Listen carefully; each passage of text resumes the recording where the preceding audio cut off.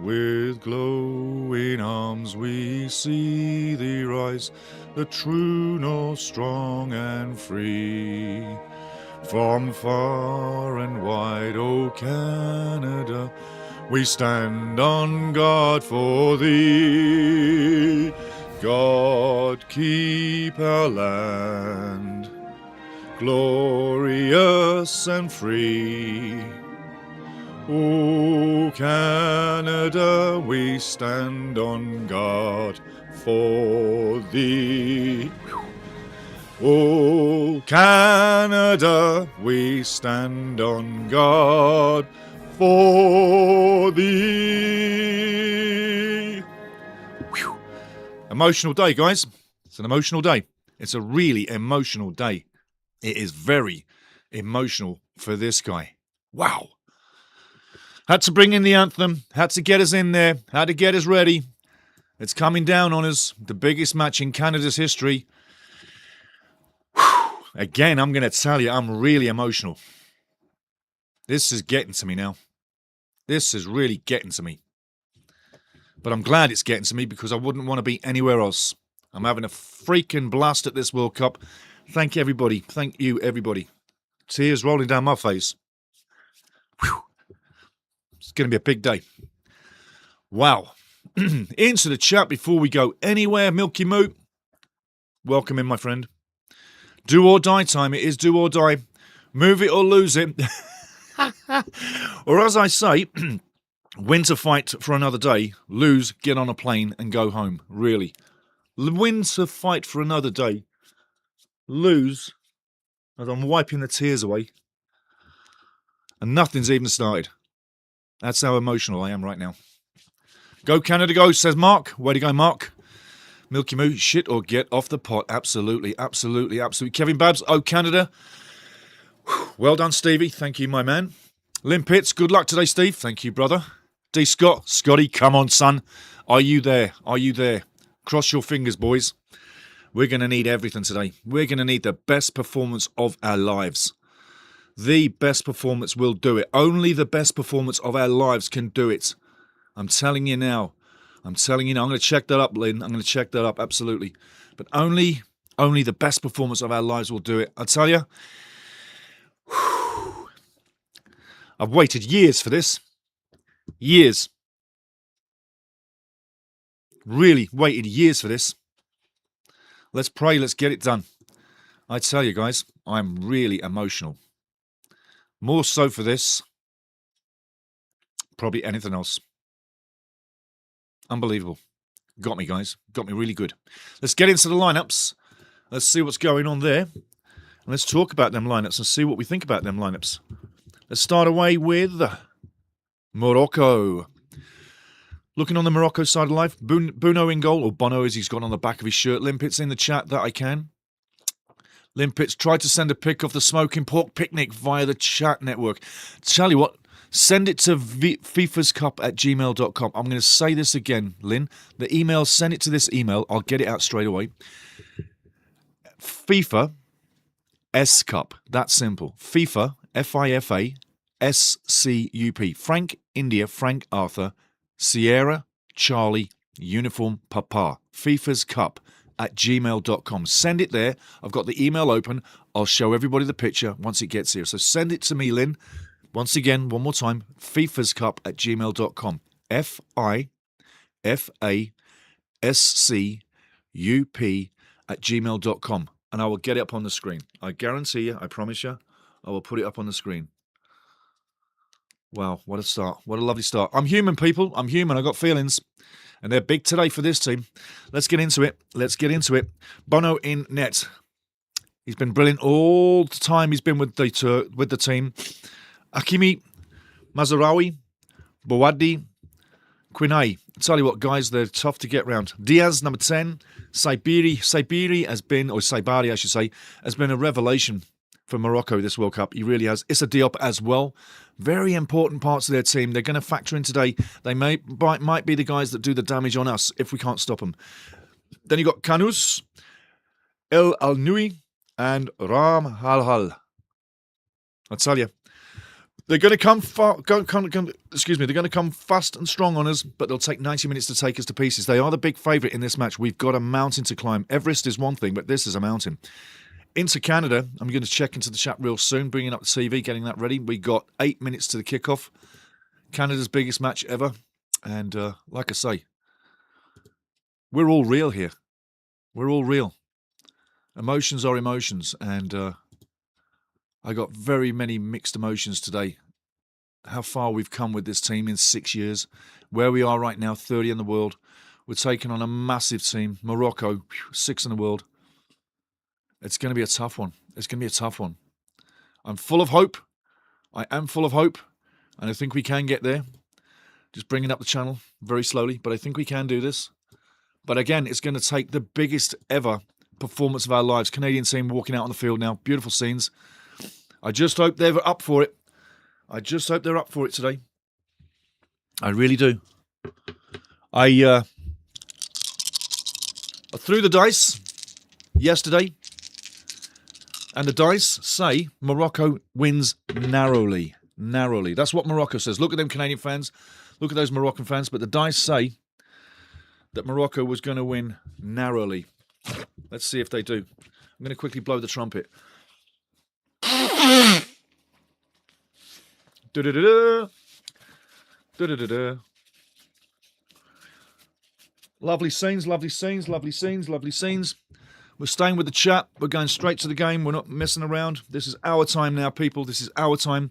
Let's have a fun day. I'm getting myself together. Like I say, I'm very emotional. It's 33 years in the making, this, for me. 33 years in the making. 33 years I've been in a dark place with this team.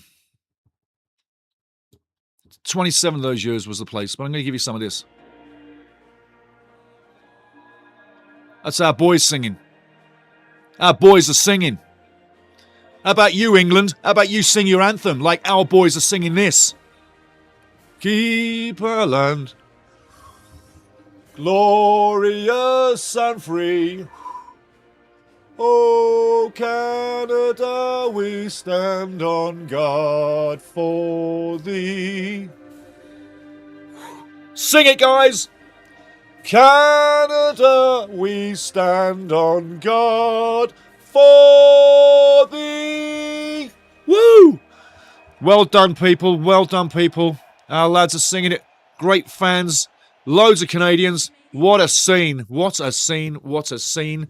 Back into the chat. We're staying in the chat. And this is where I want to be. Kevin Babs. Well done, Stevie. Thank you, buddy. Lynn Pitts, good luck today. D. Scott, cross your fingers, buddy. Cross your fingers. Come on, son. Lynn, send that picture. Try to send a pic of the smoking pork picnic. Mazarawi and the guys are singing their songs now. Lynn Pitts, we have to be respectful. Give them some of that. In the chat, I can see... Yep, you can. Very somber hymn. So we'll give them some of that. Pay their respect to Morocco, absolutely. Back into the chat where I want to be. Big game. Welcome in, everybody. Get ready for it. It's a real big day for our country. It is a real big day. Massive day. And emotional for everybody. Everybody. Literally, this is going to be the biggest day in Canada's history.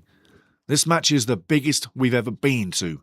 We're not expected to move through, but with a heroic performance we can do this. The anthems are done. They're going to unfurl and roll away the flags.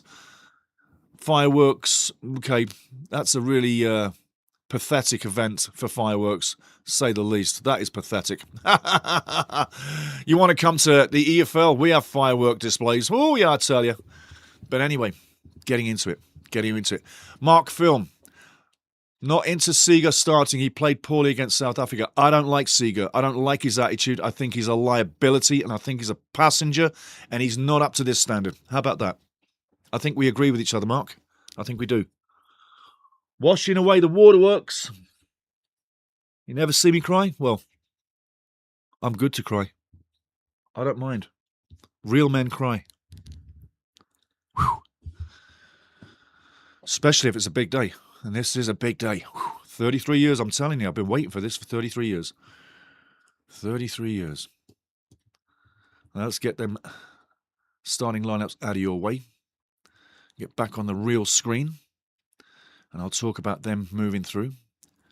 Just give me 1 second. Back on screen with you. Let's hope we hear that as well. Let's hope we hear that. That's what we want to hear. Getting them lineups off your screens. We're going to talk on even more. Back into the chat. Still showing teams sheet, Stevie. Sorry, can't see the dice. The dice are all over us. There's the dice. The dice were rolled. The magic dice were rolled yesterday. And it came out a narrow victory for Morocco. So let's see if our guys can get something done. Kevin Babs, I dreamt of this game last night. Felt so real. I had to check the scores when I woke up. My dream predicted 3-1 Morocco. Hey, I tell you. Last time we played them at the World Cup, I'll show you some of the stats in the process, but we lost 2-1 in the last match.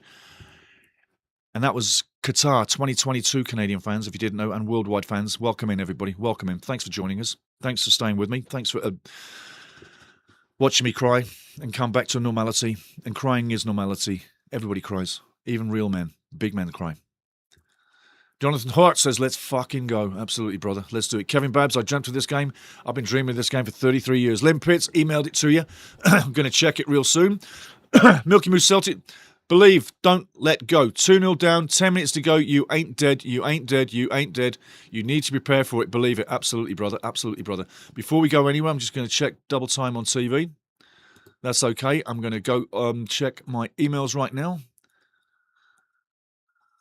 Let me just get that for a second. I'll be back in a second. I'm just checking the emails.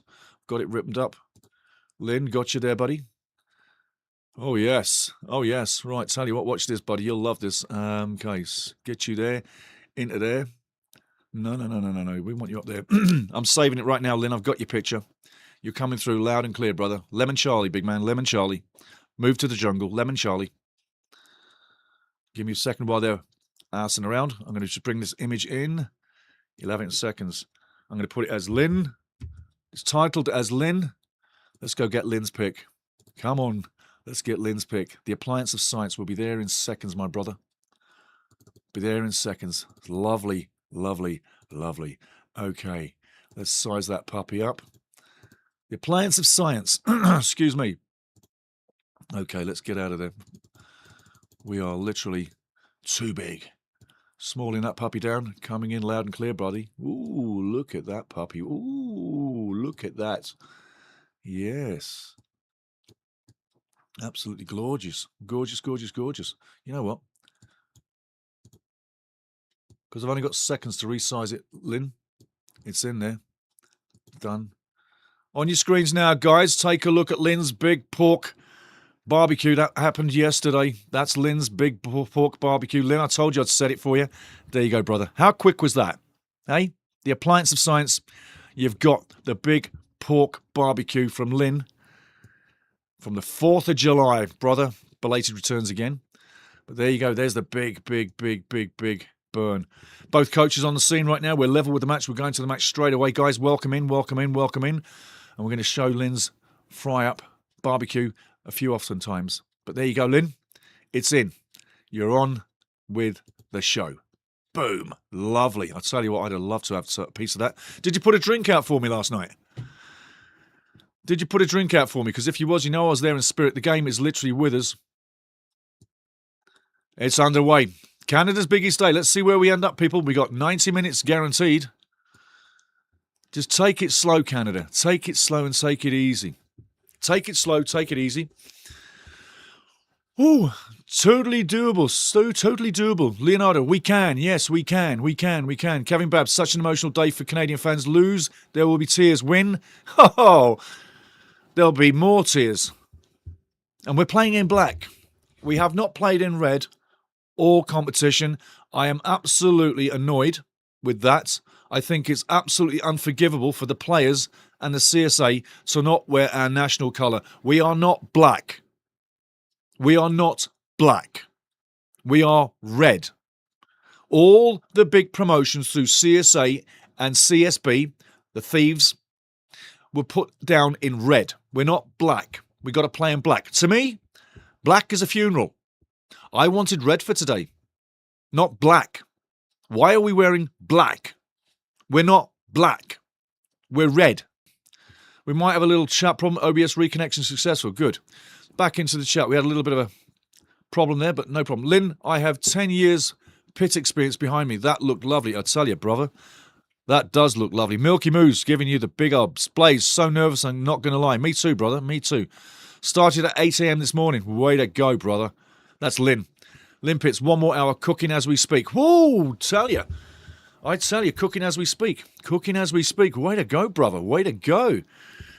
I tell you, that's fantastic. Fantastic. Catching up with everybody, things. Catching up with everybody. Same here, Milky. I'm here for all the Canada fans today. Coming from Milky Moo. That's Kevin. Even drinking from my Canada mug right now. Way to go, buddy. Way to go. Way to go. Oh, Canada will be proud of you, my son. Absolutely. Blaze, 220. Come on, Canada. We still believe. We still believe. We still believe. We still believe. We still believe. We still believe. We still believe. We still believe. We still believe. We still believe. Come on, Blaze, and everybody else. We still believe. We still believe. Sing up. We still believe. We still believe. We still believe. We still believe. We still believe. We still believe. We still believe. We still believe. We can. Come on, you blacks. I should be saying you reds. But let's keep it tight at the back. A little bit of a soft-ass free kick by Michael Oliver. Can't stand that guy. Can't stand that guy. Joking. He's a decent ref. Decent referee. Oh, and holding the head when you get hit in the nads. Yeah, that's really integrity, isn't it? Be a man. Holding your head. What a wimp. What a wimp. What a wimp. What a wimp. What a wimp. What a wimp. What a wimp. What a wimp. What a wimp. What a wimp. What a wimp. What a wimp. What a wimp. What a wimp. What a wimp. What a wimp. Morocco, 3 minutes in their own half, making it slow. They're going to be slow like this all day. They're going to wear you down with the ball. They're going to tease you. They're going to put you into false sense of security. Canada just don't need to press any higher than they are. Keep the lines together. That's perfect. The way they're set up right now, 4-5-1, and it's shaking into a 4-4-2. The 4-4-2 is something that I think really Morocco might have issues with. Ball over to the far side. Chippy Ricky now, slow as an ass. I don't know why he's slowing down. He should have been faster than that. Gets the ball back, very lucky. Corner ball, or is it out of play? Looks like we get the corner. Chippy Ricky, I want more out of Chippy Ricky today. None of the attitude. I want more work rates. None of the mouthing off. Tajon Buchanan, stay in the game. If you don't know the lineup, I'll go through it one more time. Kripo, Larea, Bombito, Forgerolis, Luke, Johnston, Estacchio, captain. The man that put us in this round with that goal. But it was a team effort. Corner coming up. Referee's having a wank fest. Yeah, Michael Oliver crying like a baby again. Seeger, not my choice. Ahmed, not my choice. Buchanan, David, Oluwaseyi, out of here. Promise, needs to go in. 2 Davids up front was what's needed. That's a corner. That's a corner. That's a great corner.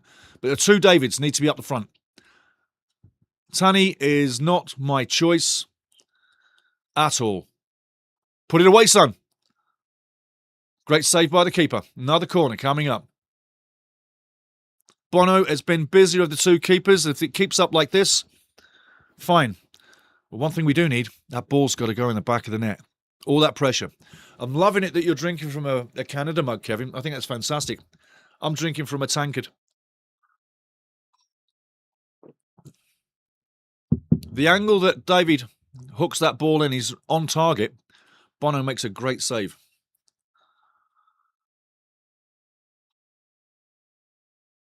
Alistair Johnson in the picture. Another big corner. Loads of red in the crowd. Both Morocco and Canada. Great corner. Comes to the edge of the box. Seeger doesn't judge that at all very well. Why he goes into the fray and doesn't stay outside, I don't know. Ball's going out of play. Into the corner. How can that be a goal kick, you numbnut? Jeez, man. You kicked it out, you dummy. Your trailing leg, superstar, kicked it out. I tell you. Some of these players are not that intelligent, are they? But they never said footballers were, did they? And if you're not laughing, you should be. Milky Moo says, I'm going Canada. I cannot see the score, but Canada will prevail. You can't see the score? Okay, I've got the score up. I could try something. Lynn Pitts cooking as we speak. Lovely lad. Started at 8 o'clock. Lynn Pitts. Ball in. Low. Back post. A little bit dangerous. Back into the mix. The keeper's coming. He doesn't get it. It's still alive. Canada playing really aggressive in the opening stages. Lovely play. Sweeping it in for Girolis as the ball on the edge of the box. Not the best cross in blocked. And Morocco under some great pressure. This is good to see. Limpets, hey, Milky Moo, I'm going to crisp the bark and then let it sit for an hour after I can feel the bone about to pull out. Oh, yes. Happy 4th, fella. Happy 4th, America. Eat, drink, and be good. And hopefully there's not too much craziness. You know what happens on the 4th of July on the evening, so let's hope it's all happy, happy, happy and good. But happy 4th of July to all my American brothers and sisters. The people of America are the greatest part of America. That's what I'm saying. Oh, I tell you, he got bashed good time. Do you know, at the Qatar World Cup, do you know that Morocco complained about the physical nature of the Canadian national team on the pitch? I didn't say field. Don't want to annoy you. On the field. I think they're going to be complaining about it today as well. I tell you. But yes, happy 4th of July, everybody. Canada had their day 3 days ago. America has its day today. It should be America playing today. Wouldn't that be fitting, really? I mean, couldn't FIFA have rigged that? They seem to rig everything else. I mean, they're match fixing with the referees right now, so gives you something to talk about, doesn't it, eh? How else could you ask yourself to assess the refereeing other than something's been fixed here? The match. You can say they're being fixed by the way the referees and their attitudes are all streamlined the same. They're all like exactly the same. Even Oliver has been got to or tapped up. So let's hope they have nothing to say. Milky Moo, oh lovely Lynn, yes. Seeger drives me nuts, says Mark. He does me. He does me. Jeffrey Perrin, how you doing, Jeffrey? This game will go into penalties. Okay, Jeffrey, let's go to penalties. Let's go there. Jeffrey Perrin, maybe 2. Maybe 2-2. You know, it could be, but is it a smoggy day where they're playing? Because it seems like there's a lot of sort of smoke over the field, and I can't believe it's those handful of tiny little fireworks what we had at the start. I mean, that was a bit of a...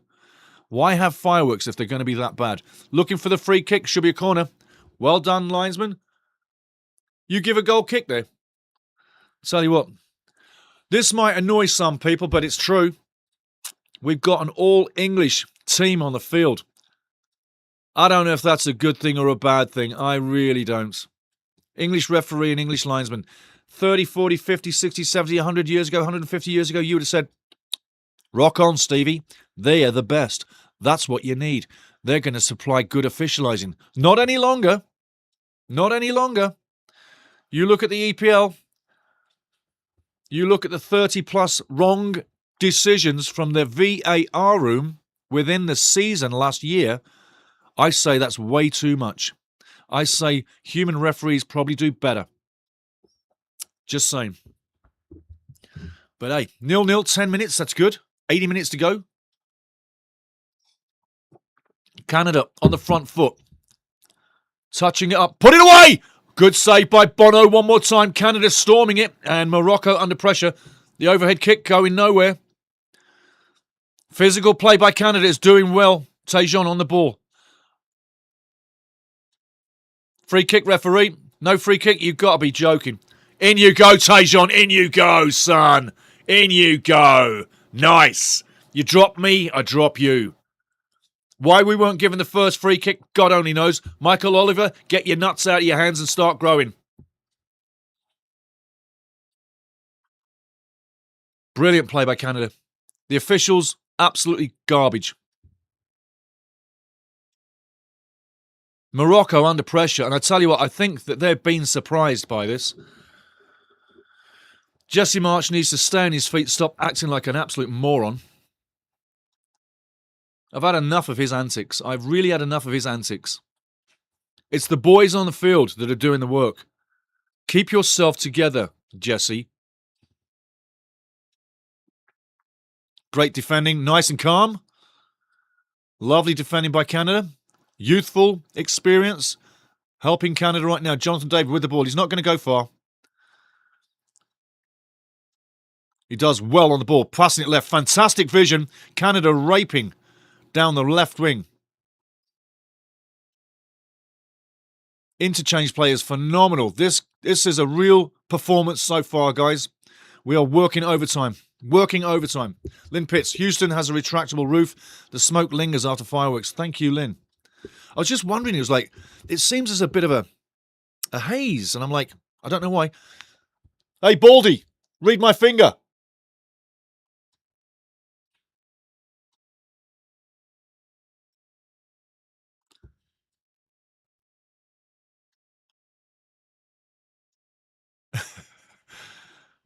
Ball going through again. No obstruction, no foul, but I tell you, they're getting closer. And I tell you now that it seems that we really have turned up the keys on this one. It's going to be an absolute battle. If they keep this pace up, you're going to see people literally knackered at 65. It's a phenomenal pace that both teams are setting. Lovely cross in, not going to get there. Not a great clearance. Have it on net, son. Have it on net. Have it on net. The space that they are finding is amazing. I'm really surprised Morocco are not in this match so far. They will come together, but the first 13 minutes has gone by absolutely amazingly fast. Canada showing well. There's a lot of people supporting Morocco in that crowd, and I'll tell you what, they're not Moroccans.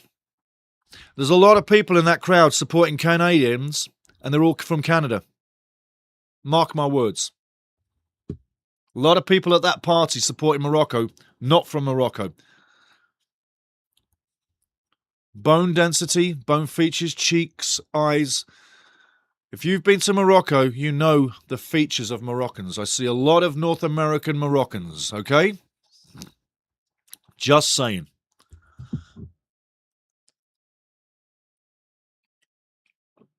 Tajon takes one, but that's good. If you're going to dish it out, you're going to take one. I'm looking at his face as he's grimacing going down. It's lovely. 15 minutes coming up.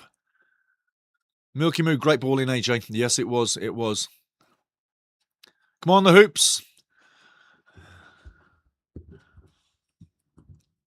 In the new season.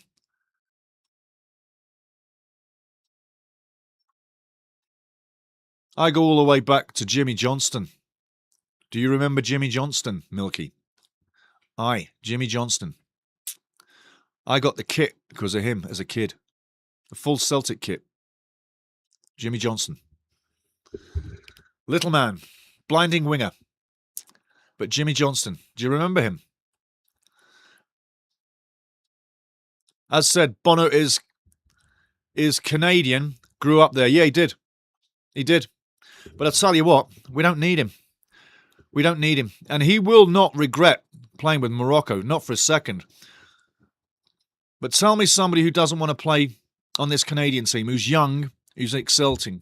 Jinky, aye, Jinky Johnson. Yep. All those years ago, ball over the top, onside. And it's coming out for Max to push it out of danger. Well read. Morocco need to get on the ball to stop this onslaught from Canada in black, not red. Why do people buy red Canadian shirts? Why are red Canadian fans in the stands with red shirts and you're not wearing red, our national colour? CSA, you really do need a kick in the you-know-what 10 times, and then it needs standing on. And every guy in the crowd would be like, oh, yeah. Kick it 10 times, then stand on it. They won't make the same mistake twice, and they'll certainly remember what you were saying. Milky Moo, he was the greatest of them all. Wee Jimmy Johnson on the wing. He was. The wee man. There's Richie Larea going into a freak fest. Can't believe that it's a foul.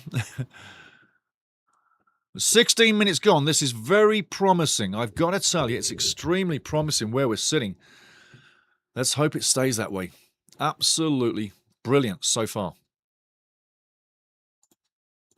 But yes, your pork roast looks stunning, my friend.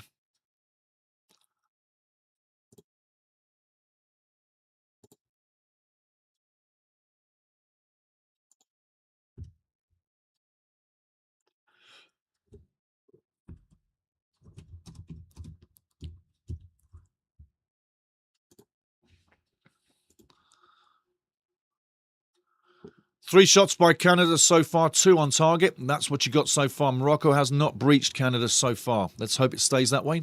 It would be lovely. A few guys walking around with little knocks already.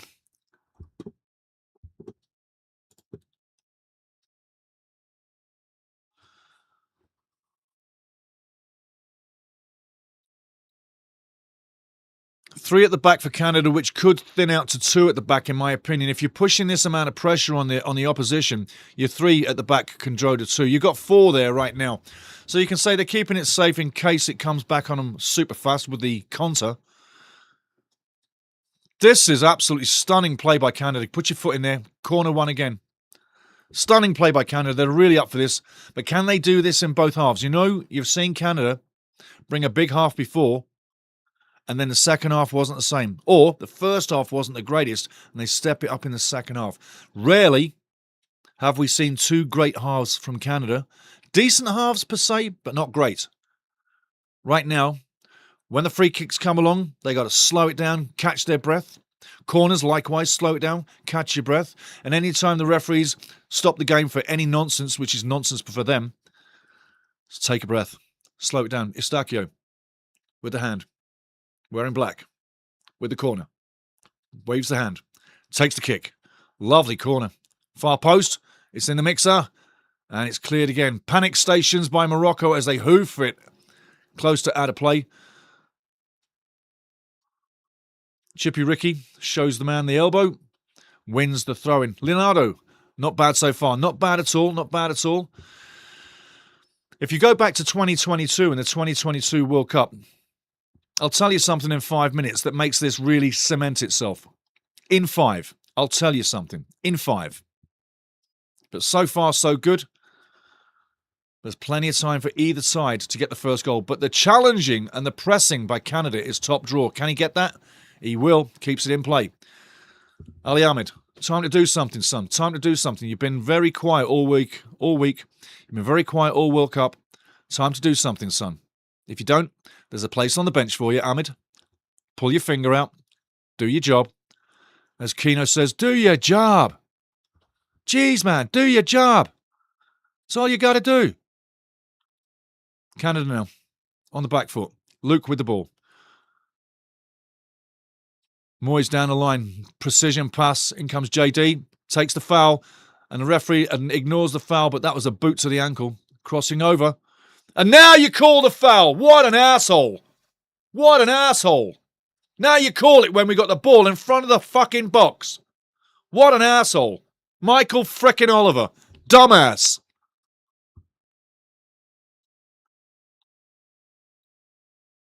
He's from the land of advantage play. Doesn't play the advantage for nothing. What a dumbass Oliver is. I'd be screaming at him if I was Jesse Marsh. I'd be irate. Why are you stopping the play on the advantage? Absolutely asinine, Oliver. Player down again for Morocco, taking time. Looks like it's the hamstring, and he was touching that 5 minutes ago.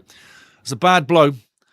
It looks like he's got a hamstring, and it's in the challenge. It's there. He did it right there. He did it right there.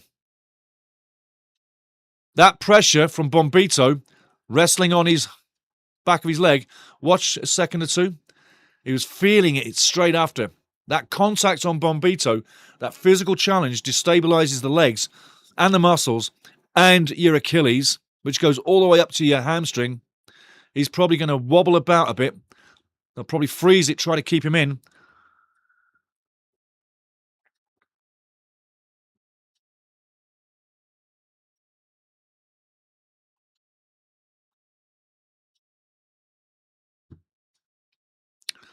If it's going to take that long, get him off the field. Get the little trolley on, get him off the field. His day is done. This is another big blow for Morocco, but it's a big, big, big, big, big, big, big, big blow.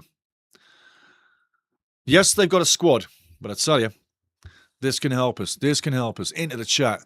Leonardo says, not bad so far. Milky Moo Canada actually asked Bono to switch allegiance as youth player. Yes, they did. There you go. Obviously, he refused. He did. He did. I remember it too. I'll tell you another goalkeeper, another big goalkeeper that said, screw you, Canada. Yeah? Asmir Begovic. Big goalkeeper for Bosnia, yeah? Back in the day. He played at the 2007 U20 Youth World Cup for Canada. In a full U20 Youth World Cup for Canada. Oh, get him off screen. It's not hockey, buddy. This is football, soccer. Get off the screen. The guy refused to play for Canada too. So we've had goalkeepers, Asmir Begovic, Bono, in the last sort of couple of decades that said, nah, I'm going to play for someone else. And Begovic played for Canada at the World Cup U20. Ball in. Bono's got that all day long. Too close to the keeper, Stevie. Too close to the keeper. On the penalty spot. Terrible delivery. Fix that now. But yeah, we've had keepers walk away. Begovic, right, definitely made the wrong decision. Totally made the wrong decision. Never went anywhere with Bosnia. Didn't go anywhere. No big national competitions. No big thrills. He should have stayed in Canada and he would have owned that number one spot for years and he would have walked into this team. He would have been there before Bojan. And Bojan has a career with Canada because people like Begovic think that they picked the best team over Canada. And back in the day, Canada weren't this good. So he didn't see the future. Another free kick coming up. Oliver's allowing people to be fouled. People will get injured. And there's people been injured in this match so far because of Oliver. And it will continue with these referees allowing the physical play for people to get injured. Whether it's a crunching tackle or whether it's someone leaning on you, pushing out your hamstring. Ball over the top, Canada, down the right wing. JD on him. Foul given straight away. Diving is a foul nowadays. Diving is a foul, and these English officials, really, no better than anybody else. Oliver needs to go back to the Saudi League, I think.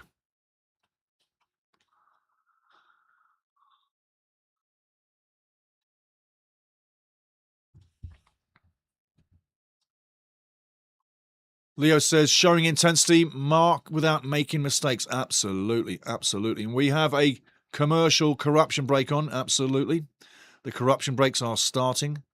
They keep on going. They keep on going. They keep on going. But welcome in, guys. It's going to be a long day. A long day. There's Gianni's money. Give Gianni some money. England fans don't love him either. Give him some abuse, boys. Give him some abuse.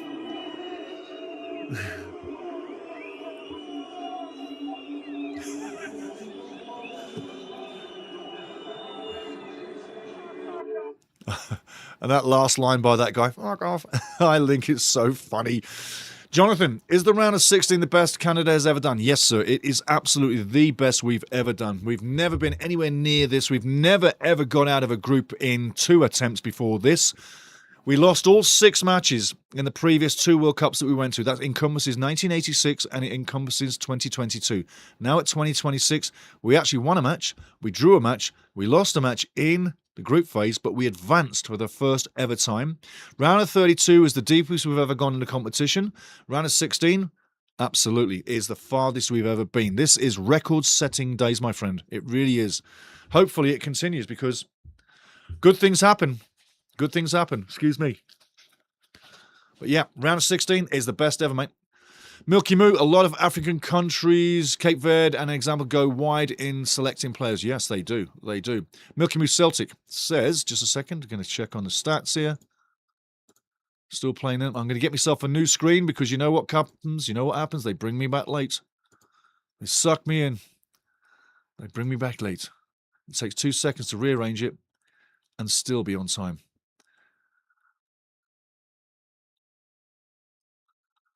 TSN straight? No, we'll go straight here. Number 3 is me. Thank you, number 3. I'm coming into number 3. Woo! Things are good so far. We're still in the game. What can kill our mojo is if Morocco get a goal. Looking at the crowd right now. Paul Stalteri coming out. Alphonso Davies trying to get some airtime with the cameras. Get back on the bench, mate. We have done everything in this World Cup without Alphonso Davies so far. I said we would. I said we didn't need him. He's played twice for Canada in 2 years. I know what I'm talking about. If he's fully fit, we can use him. He's not. We don't need him. We need 11 guys out there fully ready to go. And quite frankly, I'm not bothered about a superstar sitting on the bench coming out to give pep talks. I think he just needs to stay on the bench. If you're not playing, stay on the bench. The guys on the field don't need you on the field. Don't interrupt with their mojo or their headspace. They're doing bloody good. Don't need you at all. All you've done at the World Cup is jump into commercials and make a lot of money. You haven't played a single minute. Just saying. If you were that good, I'd be on your case, saying how great you were. But you've given us nothing in 2 years. 2 games. Injury prone. What can you say? There's nothing to talk about on his game because his game is good, but he's never there. And I think myself, like I've said many times, if he's not available, don't select him. Don't even put him on the bench. Don't bring him to the World Cup. Someone else could have taken that spot that's fully fit. He's taken the place of a fully fit player that's probably thinking, you're there and you're not fit. I could be there. Ball through the middle, well defended. Talking about Canada on the defensive side for 1 minute. The guy who's on the ball right now, Luke Forgerolas, was terrible for Canada about 18 months ago, but he's really come into his own. Nice shot, nice gather by Maxime. He's really come into his own, Luke Forgerolas. The weak link on Canada's team for me is Seeger. I don't have any confidence with him, and I don't know why he's on the team in midfield the way he is.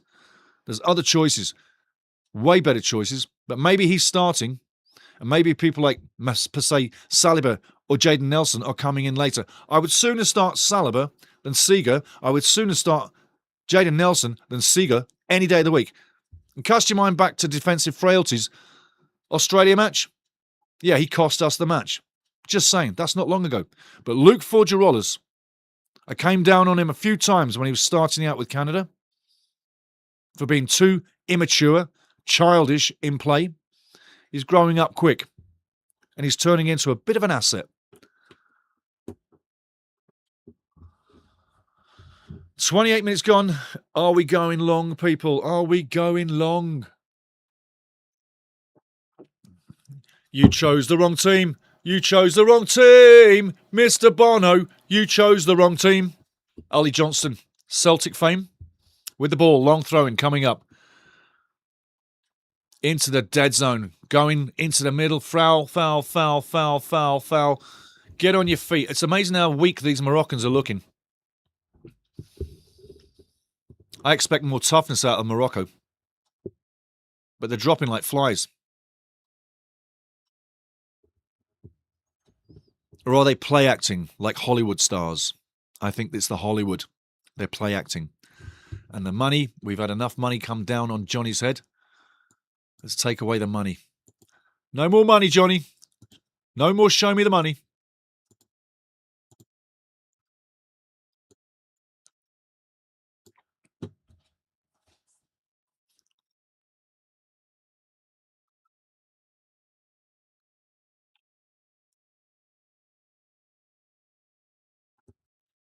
A lot of African countries, Cape Verde, for an example, will go wide in selecting players. Yes, hardly just African countries. I suppose France and Belgium and England and Ireland, we have loads of blow-ins. Yes, we do. And you know who to blame.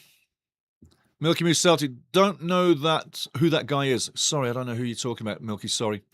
Kevin Babb, superb game management so far. Go Reds, absolutely. Absolutely. Great point, Kev.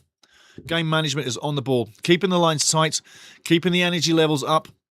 I expect quick changes in the second half. If you're going to go out and play like this quick, high-pressing press by Jesse Marsch was what he did with all his clubs before. It works once in a blue moon. It will get you relegated because you're leaving holes in behind. That's the only worry. This high press, high intense, high energy.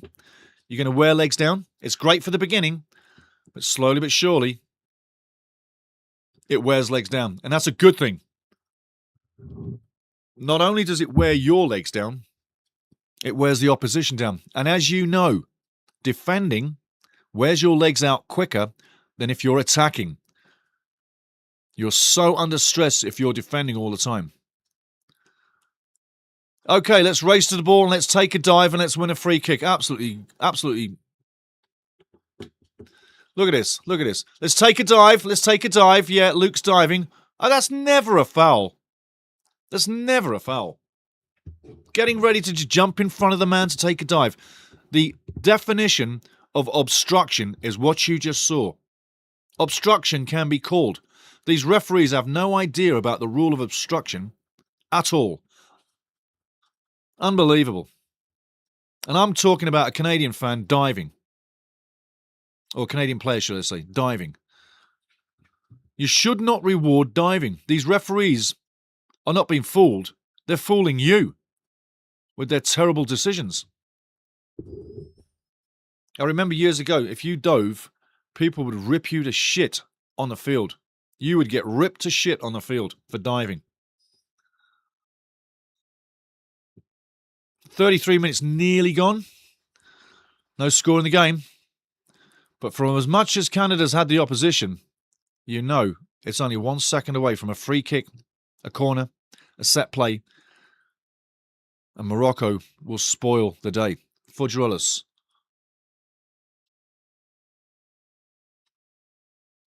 Morocco look a lot more lethargic at this stage than Canada. And also, if I was the coach, I would be using 2022. A bit of a sloppy outfield play there by Moise Bombito. Needs to be a lot smarter than that, just giving it back to the opposition. But 2022, if I was the coach, I'd be using 2022 as a real catalyst to get in the skin or under the skin of every Canadian player in the squad, not just on the field. They beat us, knocked us out in the World Cup last time. Do you want that to happen again? Because if you do, you'll let it happen. But if you don't want it to happen, you'll stop it happening. You'll stop it happening and you'll win the match. And you'll keep the pressure on. So I would literally use it as the bait. Mark Film, how you doing, fella?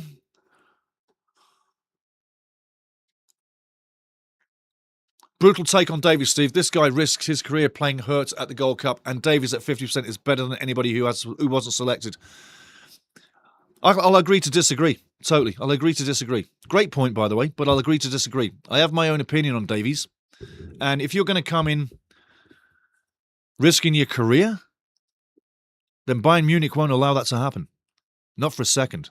He wasn't risking his career. Not for a second. Not for a second. It's good to disagree. I'm a fan of Alfonso when he's 100% fit. And I'll also tell you, I've seen too many times Alfonso on this team take the ball down the left wing and lose play.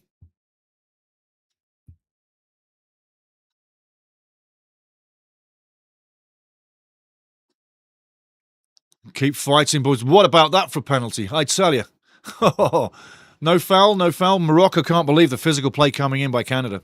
Blaze, what is your opinion on Osorio? I like Jonathan. Legs are long, but he can come in and he can absolutely bring that steady hand. He can slow it down, speed it up, select the right pass, knows where to be, is the experienced head in a match like this you need to bring in later in the match, in my opinion. But Jonathan, big fan of him. He's done a lot of work for Canada, big servant over the years. I think, yeah, bring him in second half to steady the ship when it's needed. If we took the lead in the second half, later on, say 60, 70, I'd bring him in immediately. Come in, steady the ship, and try and get this crossed over the line. But yeah, big fan of him. Seager sucks. I agree. Better on D. Yes. Especially when he coughs up goals against Australia. Ball going out. Should be a throw-in for us. Absolutely. But Seager, yeah, I wouldn't pick him. There's plenty of better guys to put him in field, like Nelson, Saliba. You could even say bring Liam Miller to change the system. Yeah. And Davies carried this team to the 2022 Cup. Yeah. Yeah, he also missed a penalty at the World Cup too, yeah? When we needed it to go in the back of the net against Belgium. So when you're talking about Davies, talk about it 50-50, yeah? The good things, the bad things, and the whole case. I'm not against him, but I tell you, we're better without him right now.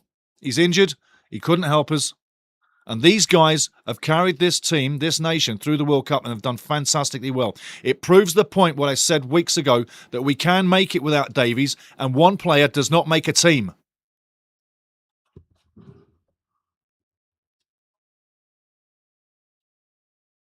Brilliant play again by Canada, killing the zone dead, taking the pressure right out of it. Mazraoui's down again. It's a tough game for him.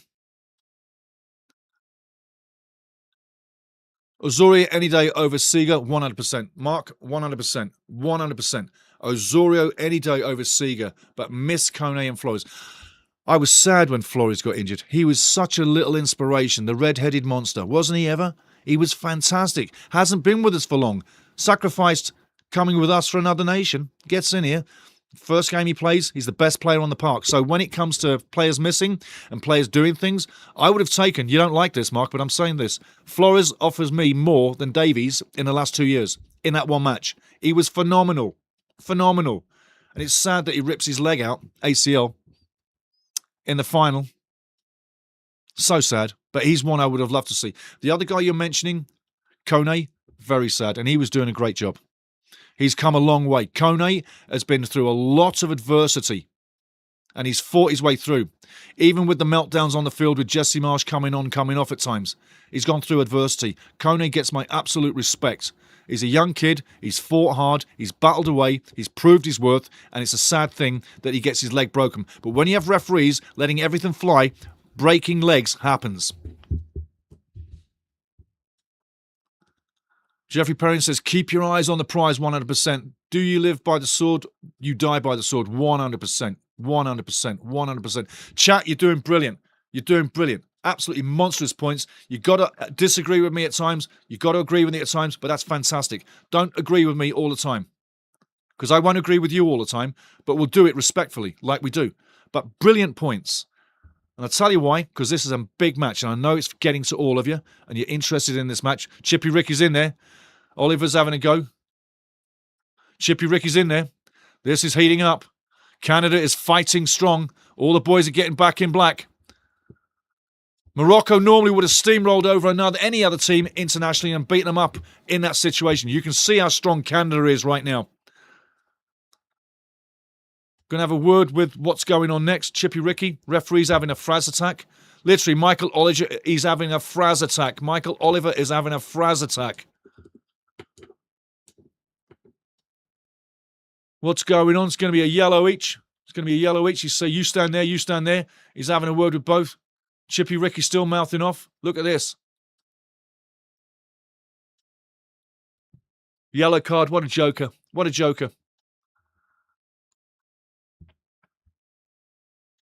Morocco are breaking. Morocco are breaking. There's a lot of shit going sideways. Milky Moo could blame colonialism, but really we're all destined to bump into each other. Of course we are. Absolutely. Yes. Mark says, can't stand Marsh ruining our golden generation. Another great point, brother. Another great point. I agree with you there. Can't always agree, can we? But I do there. Absolutely, mate. Absolutely. And most of what you say is golden. Absolutely. But once in a while, we can agree. And once in a while, we can disagree.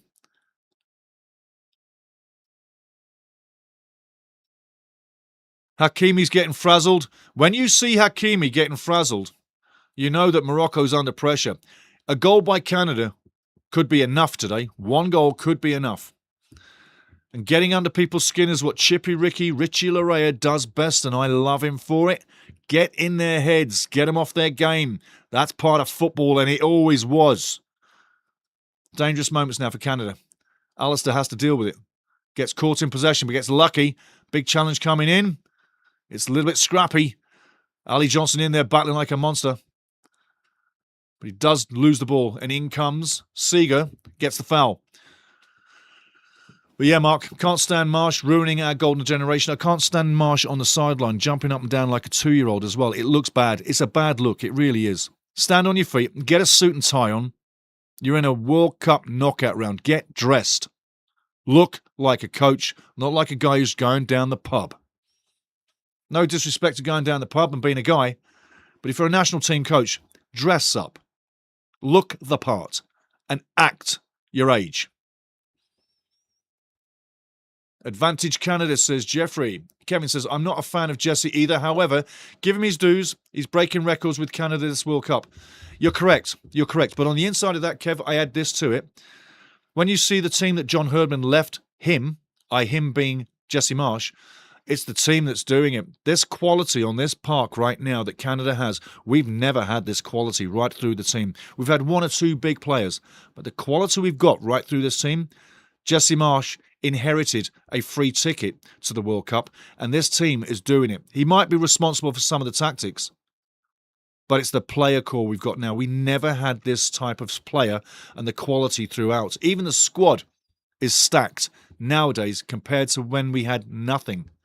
So part of that is in there with what you say. Correct, Kev, though. Correct. Give him his dues. Milky Moose, some people said the same about Jack Charlton, that he had players like Liam Brady, Paul McGrath, Kevin Moran, Sheedy, Aldridge, that he had the best players we'd ever had. Yep, you're right there, Milky. You're right. On the money. Absolutely. Absolutely. And that chat is just 100 million miles an hour. Lynn says, Milky Moo, picnic update. Lower bone is loose. Ooh. And upper is still a little tight. Ooh. 15 minutes. 15 to 20. Have one beer. Pour the beer over it if you're not. And that should be about right. But it's going to be simmering hot. It's going to taste great. I wish I was there, tell you the truth. I'd sit down and have a big chunk of that with you and a couple of beers, no doubt. Yellow card coming up again. Canada collecting trouble cards. But that's okay.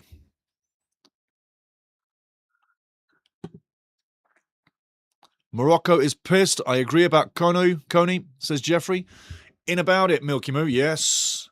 Lynn Pitts, Milky Moose, 175 to 180. There you go, depending where I check it. That's an even heat. It's pretty good. You got a good unit. Oh, you have ways to go, Lynn. You're ready. You really need to find 203. I tell you. Blaze, you know it's bad when Hakimi is getting pissed. On the money, buddy. On the money. On the money. And he's normally so calm, yeah? And doesn't he have a certain court case to go back to France for, isn't it? I don't know, is it a rape charge or a rape allegement, something like that? He's got to go to court when he gets back. That must be playing on his mind as well, right? Don't you think? Imagine being charged for something like that. Terrible, eh? I can't imagine that. Milky Moo and the temperature of the oven, Lynn. I tell you. Tea time. Another yellow card, referee. You do it one side, but you've got to do it the other side. You've got to be consistent. A bit late, Oliver. A bit late, Oliver. What, you're asking for players' permission to book people? A bit late, Oliver.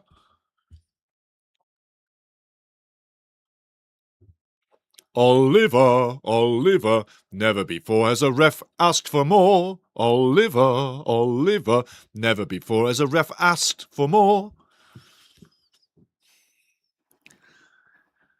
So the yellow cards are mounting up. The game is getting serious. We're approaching half-time, still 0-0. And I tell you what, advantage Canada so far, but the warning is, if you don't score, eventually the opposition will. You've seen those matches come before your face many times. Your team has the pressure, storms the net. Keeper has a blinding performance. Defenders are blocking everything. Nothing's going in. And then late in the other half, you get scored on. Now, 5 minutes later, Morocco coming down the left wing. Canada storming back. Boots flying. Tackle one. David going down a wing and loses possession. Should have gone inside. Should have gone inside. I know the squad was built up before Jesse came in, but in his tactics and game managers have been spot on so far. Yeah, I'd say most of it has, apart from the Bosnia match. I think he was way off with his tactics on the first match with Bosnia that ended 1-1, where Canada scored really late to save our asses. So I think he got it wrong there. But since then, the team has evolved. Today, absolutely on the money so far. The only knock against these tactics right now, right or wrong, if they are right or wrong, but it's the lack of energy. Coming into the second half, you're going to have to change out people, which is changing the style of the match. It's the only knock I can give it. There's high press, high energy, wears players out. In matches gone by over the last couple of years, it cost us matches because of energy levels going down so fast. Let's see what happens in the second half. I'll add to it, like I say every time. Defending takes more energy out of your legs than attack. And as long as Canada keep Morocco under pressure, which is really surprising me, things are looking good. But second half could change. Also, you've got to ask yourself, the matches that Morocco have played so far, has it taken more out of them than Canada's matches so far? Are Morocco the more fatigued team, more fatigued squad? It certainly looks that way right now, and it looks like they're well under pressure. Free kick coming up, easy to give. Be frustrated about it, but it's a free kick. But energy levels. Seeger again. Hasn't added much to this match. That there's a foul given there is absolutely surprising. Where's that linesman looking?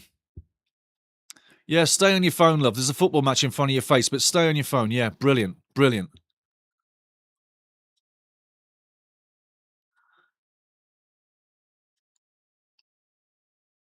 I'm looking in the Canadian crowd to see if I can recognise somebody.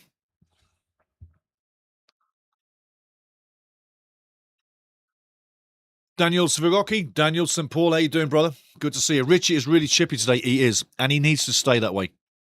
Keep it contained, but stay in their faces. It's get in your face, get off your game time. Get in your face and get them off their game. But hey, nice to see you again, Daniel and family. Hope you're all doing well up there in the galaxy of the world, St. Paul, Alberta. Elephant, I know you all. I say it all the time and you don't believe me, but I know you all out there. Elephant, you're in the family, Ultimate Soccer Show family. I also said many times, that's not just a line, terrible pass. Bombito dodges the bullet, but terrible pass by Fujirolis. Canada coming down the left side. 3 minutes to go in the first half, sorry. Stakio, tic-tac-toe, but that's too fast. And Morocco now bringing it out, moving up to the halfway line, which they haven't done much. Cutting inside, danger now. Ball into the middle. Left wing is wide open. It comes to the left. Again, Canada streaming by, throwing tackles in there, making life really difficult and winning the ball back. Great fighting spirit, but again, they can't keep possession. It's fast and it's furious. But yes, Daniel, Richie is really chippy today. Absolutely. Blaze, Canada can't let up whatsoever. We need to come out even stronger in the second half. Get a goal, win the game. I'd sooner we get a goal earlier in the match if we're going to get one than at 90 plus. And there's been a lot of late goals scored at this World Cup after 90 minutes. It's quite amazing. Are we in for a late winner? Are we going to wait 45 minutes plus, biting our nails? They're all still there. Biting our nails off, waiting for that glorious moment. And again, just so as you remember that I've got my finger on the pulse with this national team. I've been watching this team for 33 years, commentated on it on TV and on radio and in stadiums in front of your faces, Canadian fans, in the stadiums.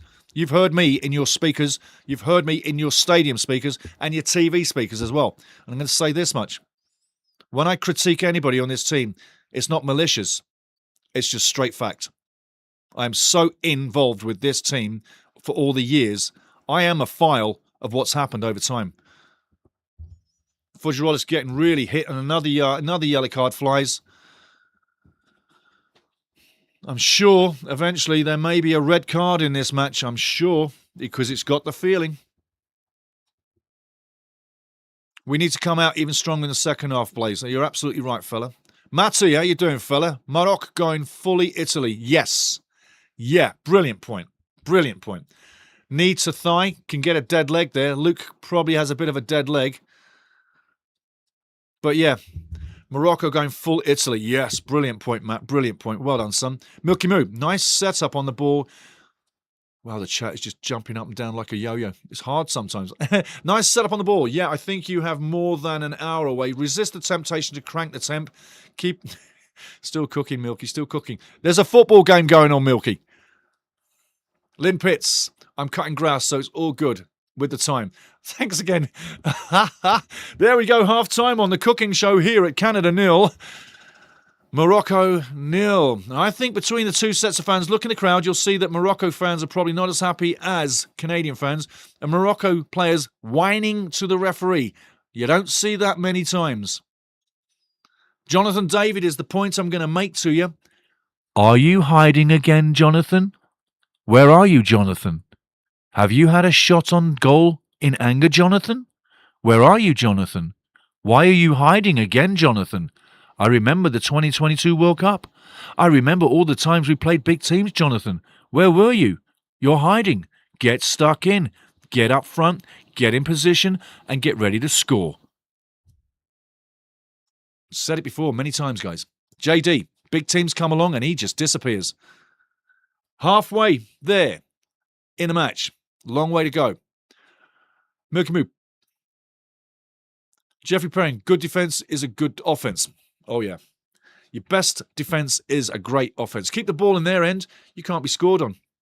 Unless you're England or Arsenal and you have a keeper called David Seaman and he gets chipped from like 3 million miles away and he just can't get back quick enough. That's the only risk. Not a risk at all. Leo, Canada did better than Brazil so far. I'll take your word for it. I'll take your word for it. But Norway's coming.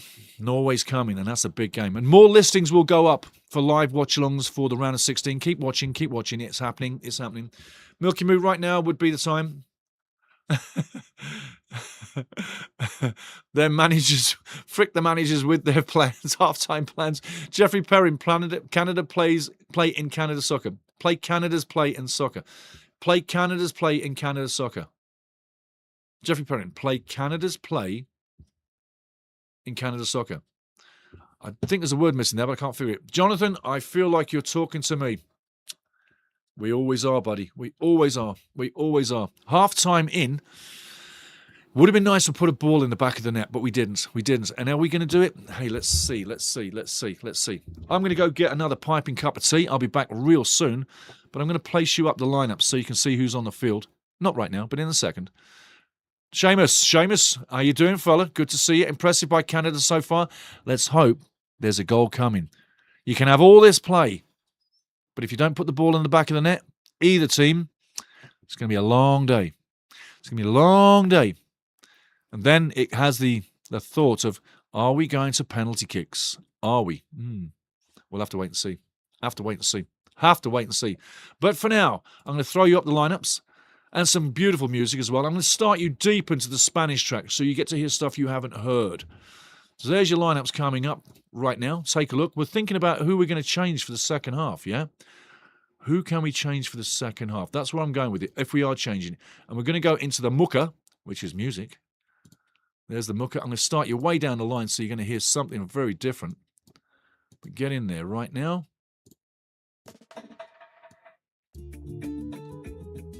Lovely Spanish music. Have some of that. Nice to relax with. Enjoy so far 0-0 at half time. I'm going to go get a scaldy cup of tea up in the kitchen and I'll be right back. But enjoy some of this.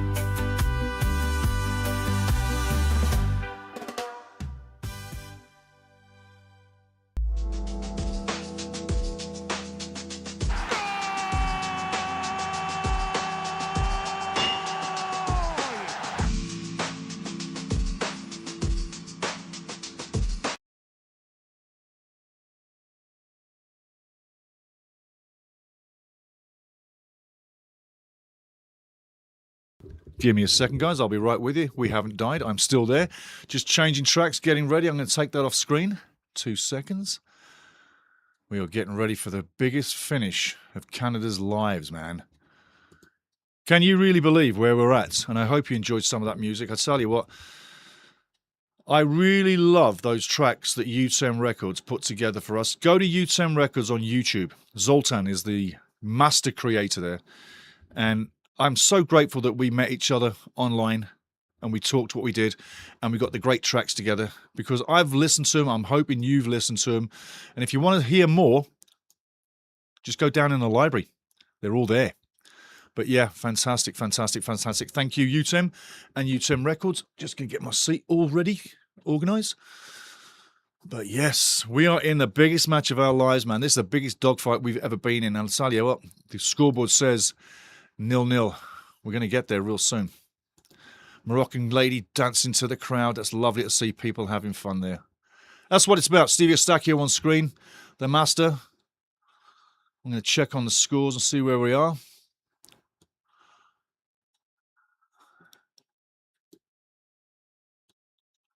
There's a song going through my head right now. That's why I'm smiling. There's a good song going through my head. You could probably think, geez, Steve, there could be anything going through your head. Oh, yeah. Definitely. But there's a song going through my head by The Doors. The way they played that first half was just phenomenal. Phenomenal. And forgive me a second. I'll get to that song in a second. I just want to back up here with another opening to another channel. But there's a song going through my head right now. Off the way and the back we played in the first half. And simply it's let it roll, baby, roll. Let it roll, baby, roll. Let it roll, baby, roll. Let it roll, boom, boom, boom, boom, boom, all match long. That's what I'm thinking. Doors song, Jimmy Morrison, Ray Manzarek, Bobby Krieger, Robbie, John Densmore, The Doors. Big, massive fan of them. I love a lot of groups. But that's the song that came into my head about this match. Let it roll. Let it roll. Just keep going. Don't change a thing. Be decisive where you are, but let it roll, baby. Let it roll. Now, what we got there? We got that there. And we got that there. Lots of happy Moroccan and Canadian fans. Lovely, lovely, lovely. Let's see where we go. Let's see where we go. But yeah, come on, Canada. Let it roll. Come on. Balls live. Second half of a magical day for this country. And as the second half kicks off, I find myself getting emotional again. I really do. It's getting to me in a good way.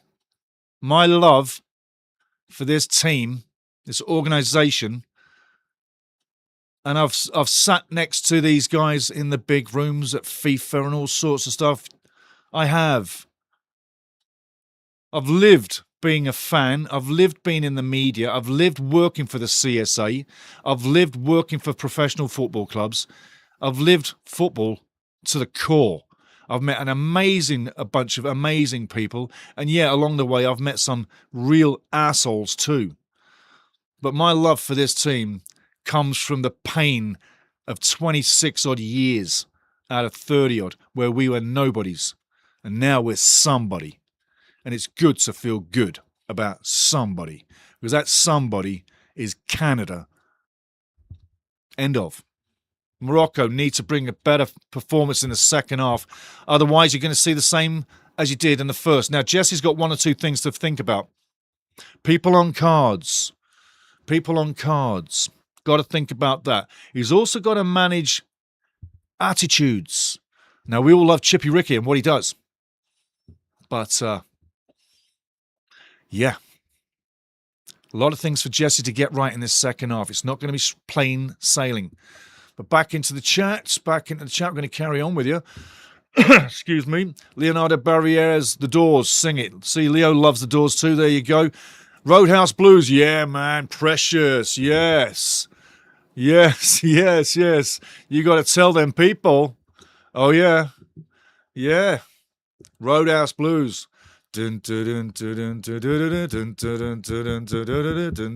I sang that in public. I did. I also sang People Are Strange in public. I've only ever sang 2 major rock out stories about singing songs. They were both Doors songs. One was People Are Strange and one was Roadhouse Blues. And the Roadhouse Blues, I played mic to a band, and the other time it was in a karaoke bar. I can't remember the name of the bar, but it's a really cool place. It's all neon lights. I jumped up on stage, and I kid you not, people, I kid you not, I'm singing on the stage, People Are Strange, and excuse me, let me have a drink. Oh, yeah. Yeah. But I'm singing, people are strange when you're a stranger. Faces look ugly when you're alone. Women seem wicked when you're unwanted. Streets are uneven when you're down. And I'm singing this song, right? And I'm having fun, just singing it. And all of a sudden, I'm not kidding you, people, there's like about 10, 15 women dancing on tables. And they're dancing and they're rocking out. And I'm looking at this and my brain is going, well, I better keep singing because these people are having a good time. So I felt responsible at that second to keep singing and keep people having a good time. As we were having a good time with this football match, another yellow card comes out. I tell you, Luke's got a yellow card, something for Jesse to think about. But I sang that song and like I say, there's women on the table dancing. It was like, wow, what just happened? This is crazy. True story. I got people who were there that could tell you the same thing. They were there. They could tell you exactly what happened. They saw it happen. Oh, another time I sang an Oasis song, Wonderwall. And my mates turned around and they were like, what the hell? Because I never sang in front of them before. And they're like, what is he? It's like, wow, he can sing. Holy shit. And I come back to the table, ball coming in, and they're like, holy Stevie, man, you did a bloody great job, like, you know. That means you did a good job. Ball coming in, free kick. Music sound, danger, danger, danger, danger, danger, danger, danger. I told you, danger, danger, I told you, danger, danger, do. Big open space. Who's thinking about the ball on the edge of the box? No marking. Come on, people, wake up. Where are we? Long range goal. Long range goal. Good thing is it's early. It's early. We still got time. Francois Pitre got to pop that ball up in the air first time. There's 6 in the box. So much movement. Have to take advantage of the chaos. Francois, fuck it. Absolutely. Who's marking on the edge of the box? We got to wake up to that. I mean, cardinal sin. You learn that as a kid. And the shot is long range. It's a great goal, no doubt about it. But, I mean, it's gone through traffic. Have a look. Who's marking the edge of the box? Wide open. 2 players on the edge of the box, wide open. What are we doing? Danger, danger, danger, danger. I told you. As soon as I saw it, I'm like, oh, no. Wide open shot. Training ground move, man. Training ground move. That's a training ground move. Dang it. Where is the marking, says Blaze. Canada is much, much taller than the Moroccans. Francois, goal Morocco. Keep your children in tonight. FFS, says Milky Moo, for football's sake. Francois, yeah, absolutely. Blaze, focus up, boys. My word, absolutely. Where? Who was marking who? The basics of the game. Did we just have a couple of rums in the dressing room and forgot what the fuck we're doing? Horrific defending. Horrific.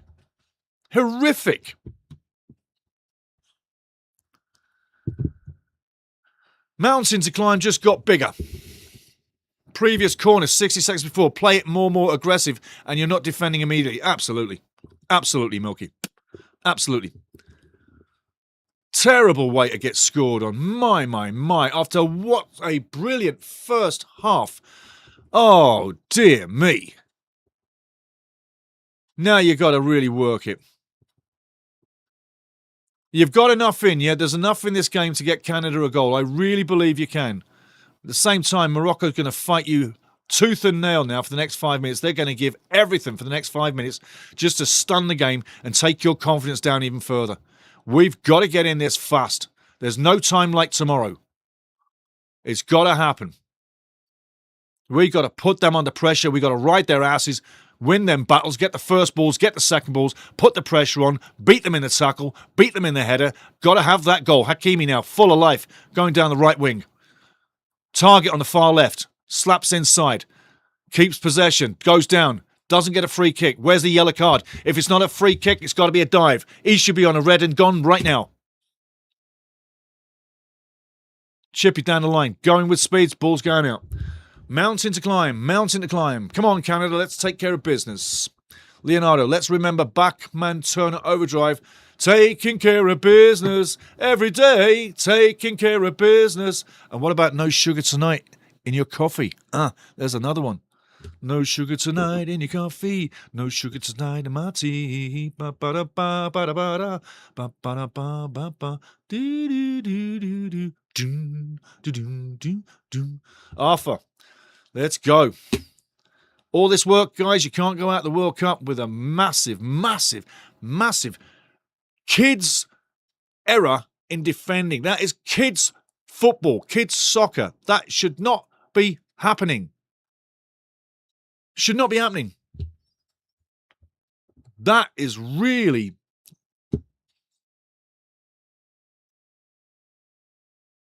I'm searching for the right word without sounding like a loony. But that's unforgivable. You cannot defend like that. You cannot leave the 18-yard semicircle area free. Everybody knows that. You can't put 11 guys in a 6-yard box.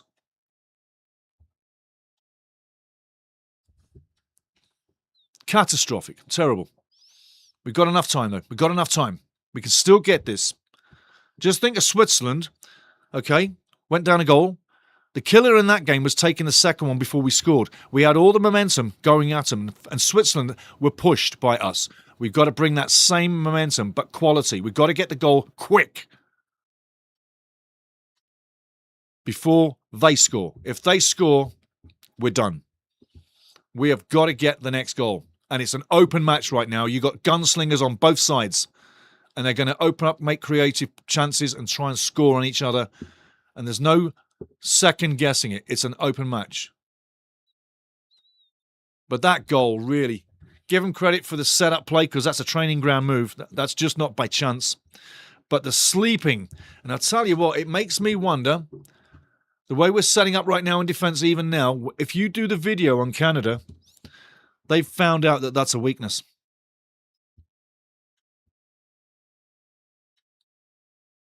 A lot of times, you've seen this yourself. When you played football or soccer yourself, you've done this yourself.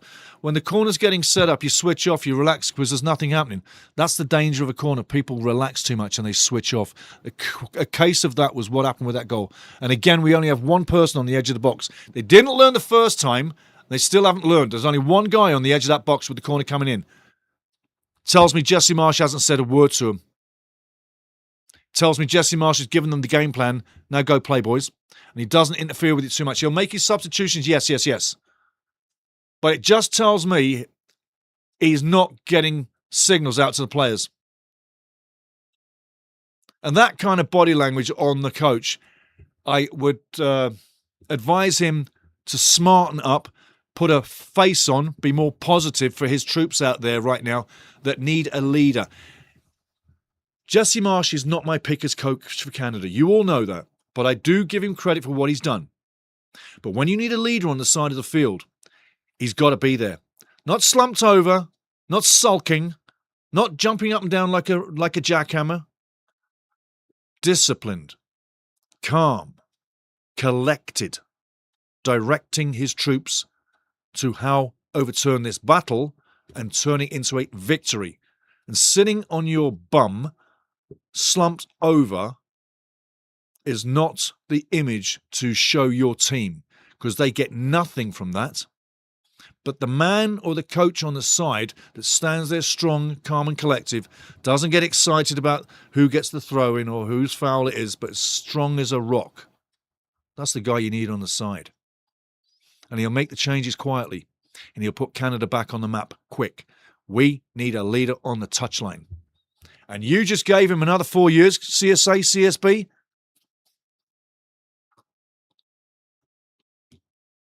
Really? Why? That's a long time. This team will change in the next 4 years. Free kick coming up, but play on, says the referee. Come on, play on. You could play on there, Richie. Ball moving. Push it back. Take another touch. Get off the screen. Get off the screen. Get off the screen. Get off the screen. Get off the screen, Gianni. I have fun disliking the leader of the football corner. Now, is this a moment of luck? Fortune, Lady Luck smileth our way. She smileth our way. Ahmed gets down there, flicks the ball off, wins the corner. Stephen Eustachio coming in. Canadian fans looking down, but they don't need to be. This is the furthest Canada's ever been. It's a bit of history. Win, lose or draw. Today, it's a history day. Corner coming in. Bono the turncoat in goal. Stephen Eustachio, tap him on the head now. Back post. Bobbing around. Going out for the throw-in or foul. Or did it go out completely? I don't know what it's saying. 2 signals there, linesman and ref. We'll know when we get back on. Indeed, it is the throw-in, as I said. Long throw-in coming in, should be. Ali Johnson coming over. 1-0 Morocco. Canada needs to get that goal. The shock needs to wear off, and you need to get going. Ah, no, Carmo with head in hand. That's poor. It's up to players on the pitch, and they have it. Yep, Limpet. Steve, you called this at the start of the second half. There you go. Really believe, really believe, it says Milky Moo. Canada are going to win this match. Watch it happen. Francois, corner, let's go. Come on, it's with you, Milky. Get up, let's go. Let's go, AJ. Let's go, Canada. I'm reading everybody's all over. No particular order. Just coming in, dropping in. Blaze, back in time with everybody now. We need to make something work. Come on, boys, and come on, Canada. Now, we need to make something work. You challenged me. Okay. We've got to change the formation. We've had luck moving the ball, but we've got to change the formation. There's one thing we're looking for, and there's one thing that's not happening for Morocco. Morocco is not pressing with everything they've got like the game before they got a goal. Morocco right now feel quite secure that 1-0 is going to do this. That's what I'm telling you. And you can see that in the way the tactical shape is for Morocco, and also how they're playing the ball and the chemistry of how the ball flows across the field, and a lot of other little nuances that you all know about that we're watching. But Morocco is coming into a very calming, controlling situation where they're owning the match. Think of big teams. They don't rush stuff, but they still get the ball where they need it to go. You're coming into tackle, but they're releasing the ball firmly before you get there. And they're always pushing the ball into space, different angles, like they're doing right now. So you need a massive press. But Canada need to change the formation. I'll tell you how. We're playing a lot of ball through the middle, and it works and it doesn't work. We need to keep the ball firmly on the wide side, wing side. We need to put one more guy up front. We need to take one player out of the defence, because right now Morocco's not pressing. We can afford to move one guy out of defence. Jesse Marsh needs to then substitute a defender for a full out-and-out attacker on 60 minutes, which is right now. Okay, so a defender for an attacker, one out of the back, slide it through the middle, take it right up to the top, and put one more guy on the front line. You need 3 guys up front. 4 would be lovely on a counter-attack when you're overloading on the left or the right, bringing in the wing play. That would be 4 on your line. But we need to put 3 guys up front, 2 guys on the back, and clog up the middle. We need more targets up front. It's great to have JD up there, but he's not really doing anything. And I always say he hides against big teams. He's getting tracked pretty good by Hakimi and crew, right? So he's having no joy. He needs to be in open space to get something to happen. It's not happened yet. So listen, one guy out of the back, into the midfield, clog up the midfield, 3-pronged forward attack, and have it a spearhead. So have it 1 up and 2 behind. Literally, 1 up, 2 behind. There's the goal. There's the goalkeeper. Your furthest forward needs to be 1 up, 2 behind. So I'm pushing it out now to Jesse. I'm doing this, spearhead attack. So you're the player. That's what I'm telling the captain. Spearhead attack. Okay? The rest of the crew, 5 across the middle, clogging up in a zigzag formation. And then the 2 defenders go in tight behind the zigzag. So you've got a kind of like a king's crown on your back end. But 3 up front is what we need to do. That's what I'm saying, Blaze. Milky Moo, defender, no interest in the ball. Not sure that's offside either. I think you're right there. I think you're right. Tanny's off and Kyle Larin in. That's the move. So there you go. He's gone like for like. I wouldn't do that. You're not changing the system, Jesse. You're not challenging yourself as a coach. You're staying to a plan that's not going to work. Mark my words. You need to change the numbers. You got that covered at the back. Look at me. 2 at 2. You had 2-2 covered beautifully at the back there, right? That's what it looks like. My plan is 2 at the back. That's what it looks like. So when you have the 2 attackers coming in, both attract. It's really simple. Nothing can go wrong. It's 1-on-1. You block the shot. You block the man. Okay? In there nice and simple. 37 minutes to go. Loads of time. Backline of 5. Ball coming in. Luke gets a foot on it. Still in possession. Morocco still on the edge of the box. Tic-tac-toeing in and around. Beautiful play. And again, Luke getting the foot into it. No nonsense business. Just clearing the zone. Great play by Luke. Canada going to prevail here today, says Milky. Blaze, I hope so, Milky. I really do. Leopard Beam Ikabe. Leopard Beam Ikabe. It's a long one. I'm doing my best for you. Leopard Beam Ikabe. Mike B. Leopard B. Mike B. Okay. Leopard B. Mike B. There you go. It's a hard one. That was like, am I dyslexic? No. But that was a really jumbled up one. Beautiful to look at. Leopard B. Mike B. Cool, man. Leopard B. Mike B. They are chewing Canada already. 2-0 coming. Canada has already achieved their dream and target now tournament for big boys. I think you're saying the obvious there. The second goal, I said maybe 50 minutes ago, that kills the game and Canada would be done. So I totally agree with you there. But as long as it's 1-0, the game is still open. So you must be, in my opinion, a Morocco fan.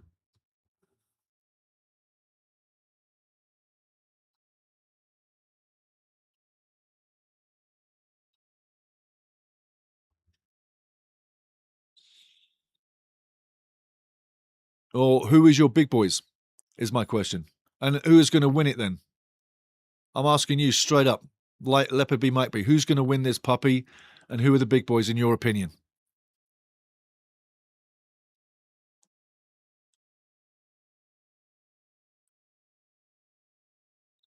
If that goal doesn't come, it doesn't come, and it's going to be a defensive frailty that kills Canada. That's the bad part about this situation.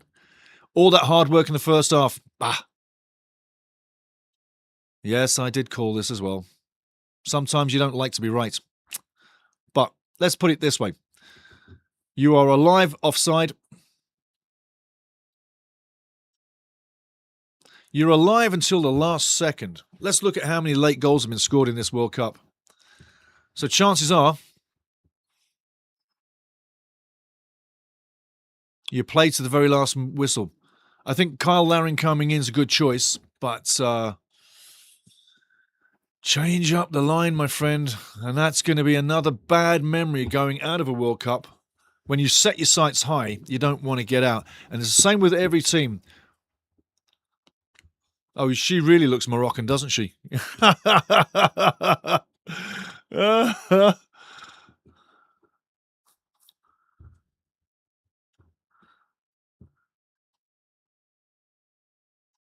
The one thing that's striking about the Moroccan team, when you watch a lot of games, and I've watched quite a few games of Morocco, I like watching them actually, they've got a certain style about them. They don't panic.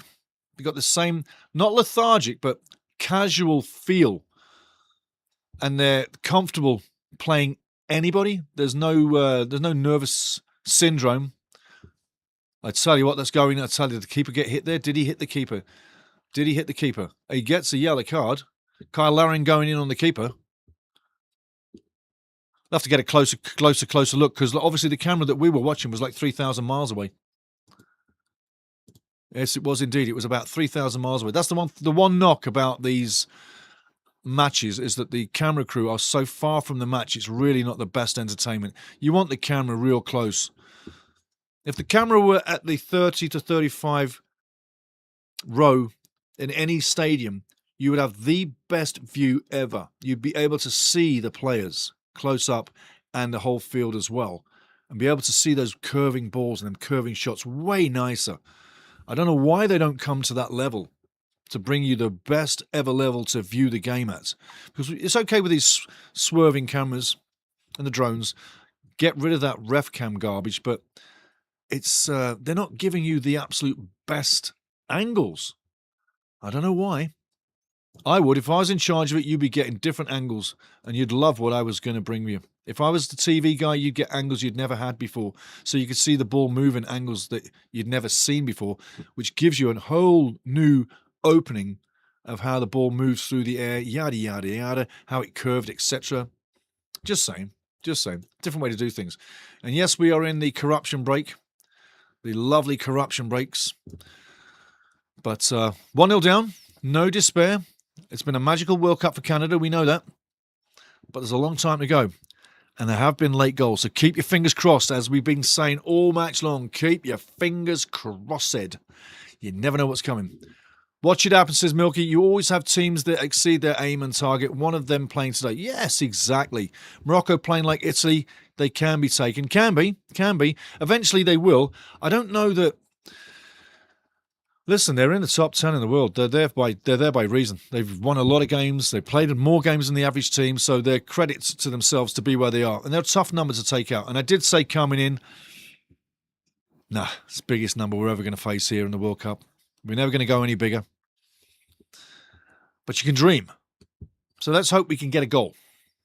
But the results at hand, even at the bookies, Morocco was the favourite. And we all know that. So we're not delusional.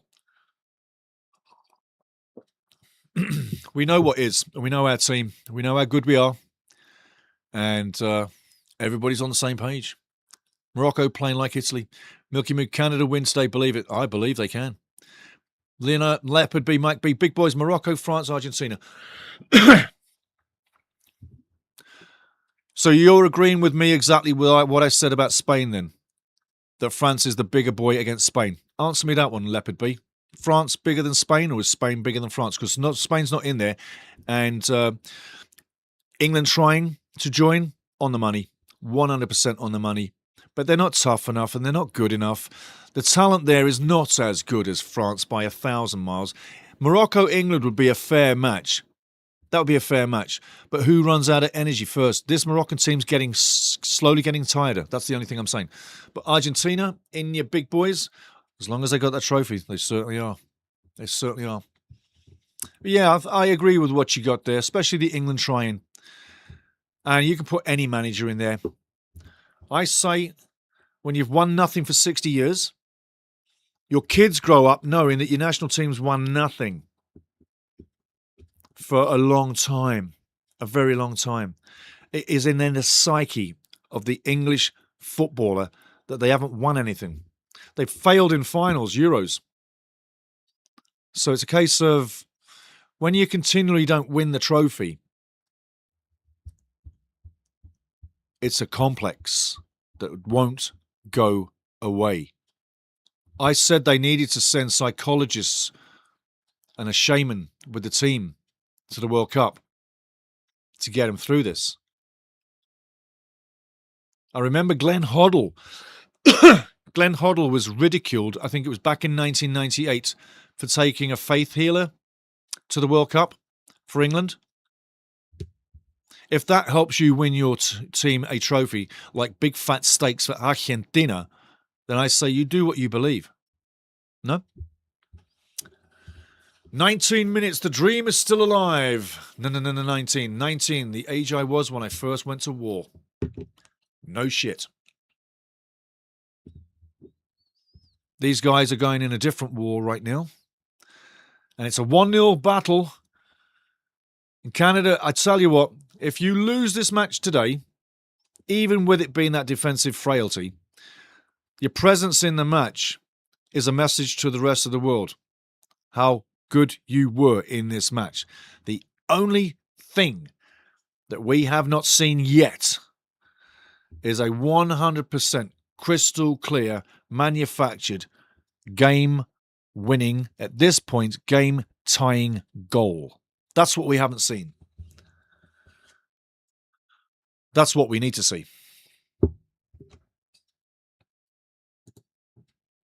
Will it happen? Technology wants to work. There we go. Back online. Kidding you. Want to see that, though. Would be lovely.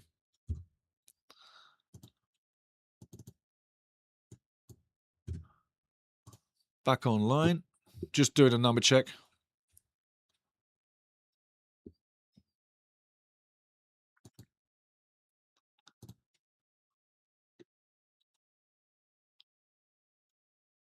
Saddest thing of all is we haven't seen Canada play in red. Not to carry on with it, but I so wanted to see red. To me, this is some kind of player decision to keep wearing the black. Look at all the fans. They're all in red. I don't like wearing black as a uniform for a team as a whole. There's too much black in the world as far as clothing per se anyway. Everybody's wearing black. Even me. But we hadn't seen red. And that's the only little sad part. It would have been nice. And people love that black kit, believe it or not. The paint splatter. They do. They like it. And I can see why. It's a trendy kit. But just one game in red would have been nice. Ball going through. Keeper's got it. No problems there.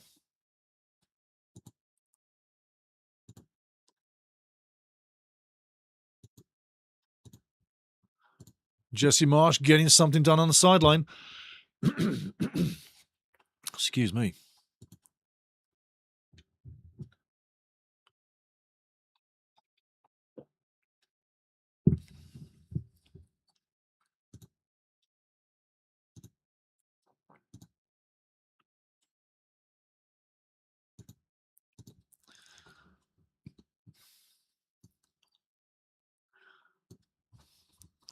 We went offline there for a second or two, and we went back online within the studio. That's why I was just resetting stuff, so thanks for your patience.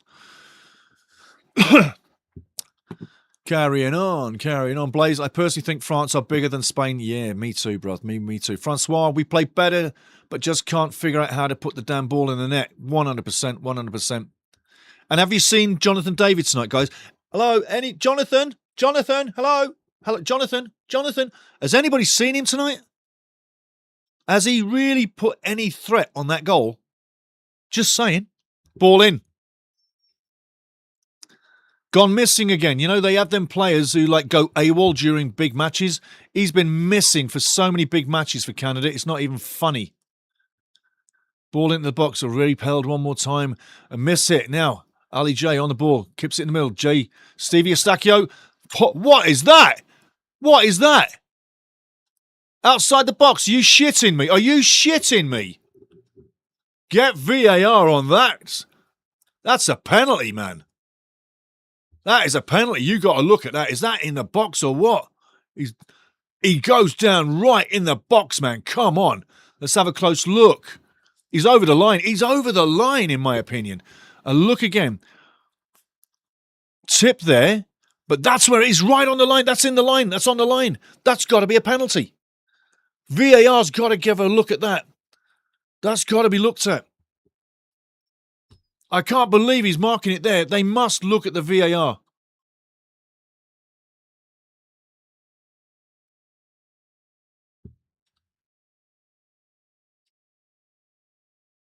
Well, it's the best thing you've done tonight, Seeger, is stand up to him and tell him to piss off. Well done, Seeger. Tell him to piss off. Push him back. The battle starts. Hakimi, stop yakking and just get back in your line. Full of shit anyway.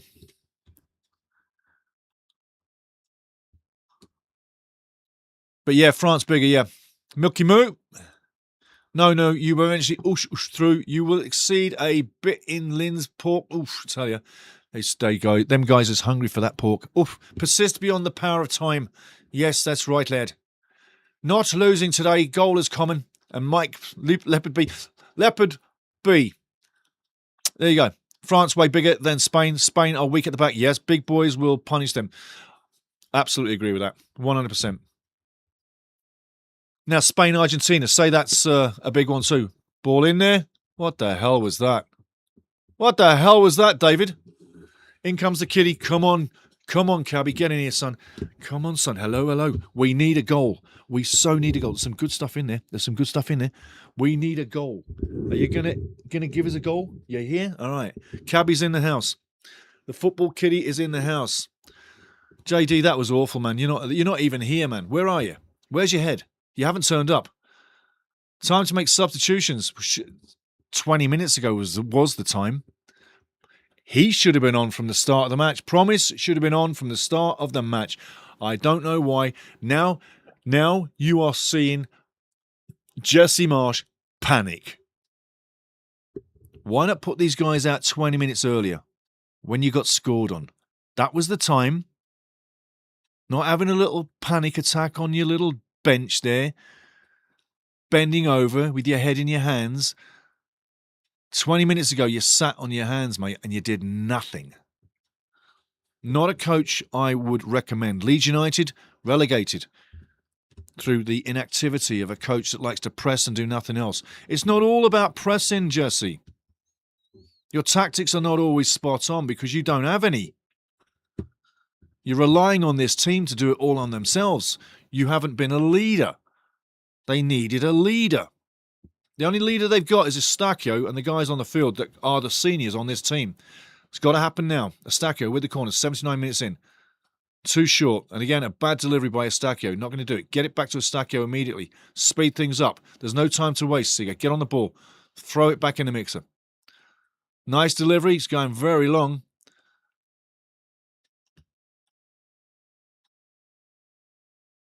Promise Davies.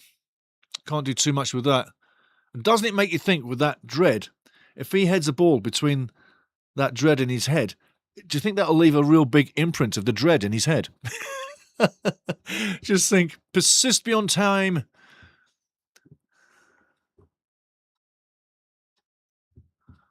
Milky Moo says, come on, goal coming, come on, Francois. Yes, he's there, SRY. There's chances coming, guys. Don't give up. There's chances coming. But Morocco's fighting for their lives right now. And you're taking on a resilient team. A big team. Just outside your top four, pretty much. But a big team in FIFA rankings.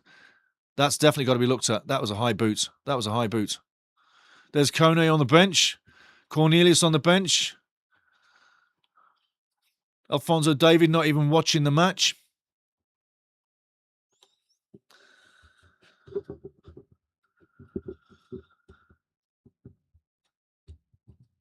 Don't want to lose to those bigots. I hear what you're saying, Francois. Yes, I do. I still believe, says Blaze. Come on, let's get something happening now. JD, do something. Ball into the box. Repelled one more time. Shuffleberg leaves it. Seeger takes it all the way back to the keeper. Why? Spin and turn on the dime, son. Spin and turn on the dime. That's all you got to do. Well done, Croupeau. Keeping the possession play. Clever play by the keeper. He's had nothing to do but pick that ball out of that net. Dangerous position now. It's a 4-on-2. It's now a 4-on-3. 3-on-3 going in. Shot taken away. Shot coming in. And we are dead. 2-0. 2-0. We are done. It is over. Morocco moving through. Without a doubt now. Without a doubt. 2-0 now. And we are done. Nice formation. Got caught on the counter. Blame the coach. Blame the coach all the way for the second half. Sat on his hands. And we needed a leader. I've said it before. Sorry to drown you out with a leader quotation. But we needed one. And we didn't have one. Morocco sipping champagne right now, going into a big match moving forward. Who will they play? I tell you, it's going to be interesting. But they are moving forward, in my opinion, unless there's an absolute miracle of miracles. But I don't think it's going to happen. The last time these two teams played, it was a 2-1 victory for Morocco in the last World Cup. Now it's 2-0. So we've absolutely relapsed on that stage of scoring. But hey, other than that, things have been pretty good.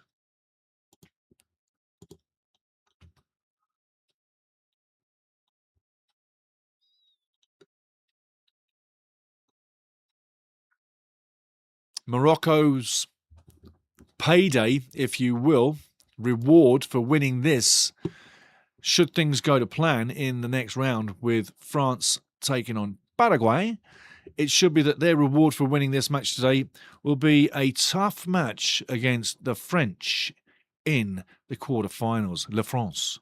That will be possibly a bridge too far for this Morocco team. What do you think, Cabs? We done? Are we done? Okay, we're done. We're done. That's good. Okay. You go where you like. Watch out, buddy. Come on. Cabby. I'll put you some in there. There's loads in there, buddy. You're good to go, mate. You're good to go. Good to go. 2-0 down. Glad we've seen it. Glad we've been here, because I tell you what, this is the furthest ever Canada's been, and I know every Canadian fan right now is going to be sad, and rightfully so. It's been a great journey, but we need two miracles in quick time. And listen, as it is on the playground, when you're playing against all the kids in your class, or when you go to play another school. Cabs, wait a second. I'm just saying something. Just a second. Stay there. When you're playing another school, comes a time where the team you're playing is just that bit better than you.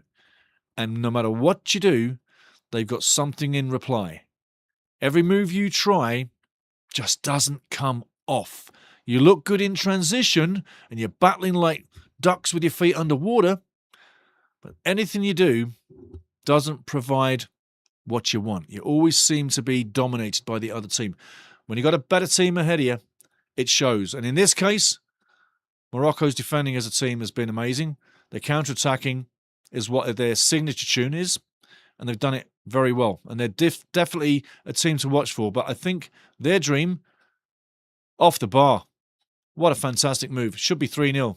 Could have been 3-0. Isn't 3-0. Canada stretched.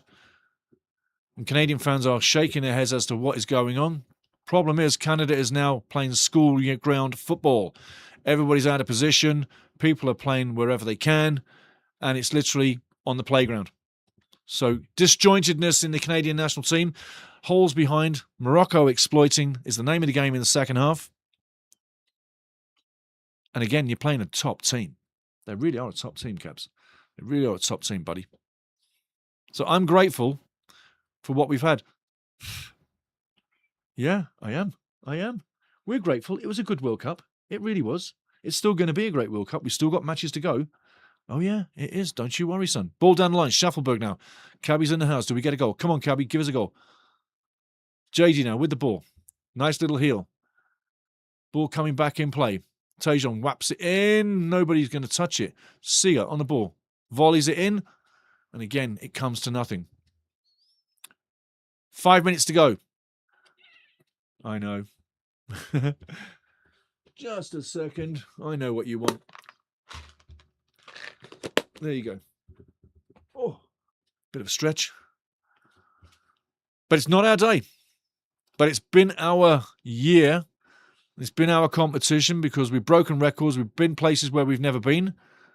And that's the way it is. And somebody just got stomped on.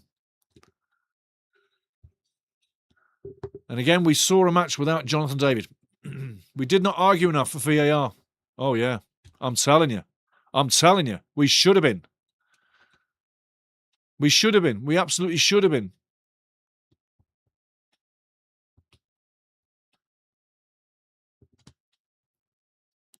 Milky Moose Celtic, give us a goal. Kevin Babs, I've lost count of the amount of pens not given at the World Cup. Yeah.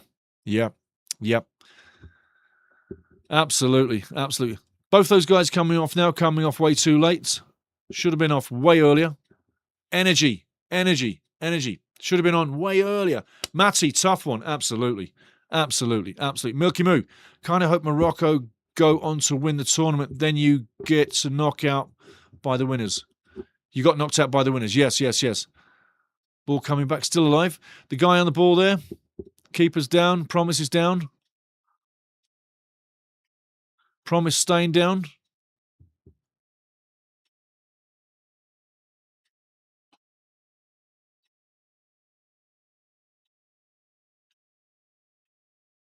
Could be a serious injury there. Watch the way he lands. Right on his shoulder. Promise might have done some damage to his shoulder there.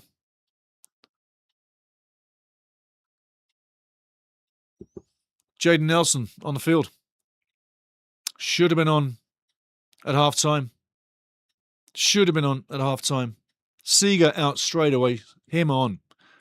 Or at least 60 minutes. The substitutions did not come in that would have really helped. Yeah, mate. It's true.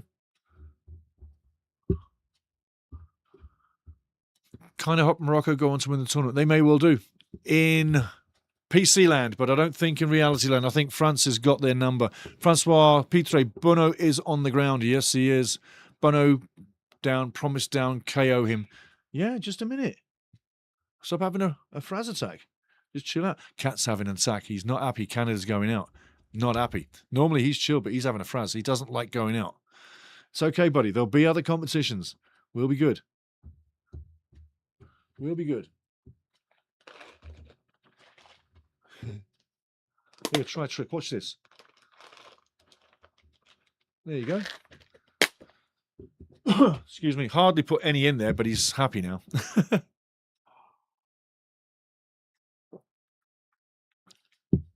Depends how many minutes we've got added time, but this could still boil over slightly. You know what I'm saying? It really could. A game of two halves, but again, records have been set by Canada, and there's no need for anybody to feel down or disappointed.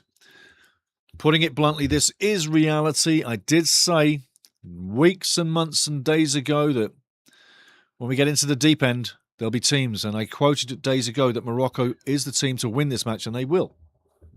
Come on, move your bum. Move your bum. That's it. Watch out.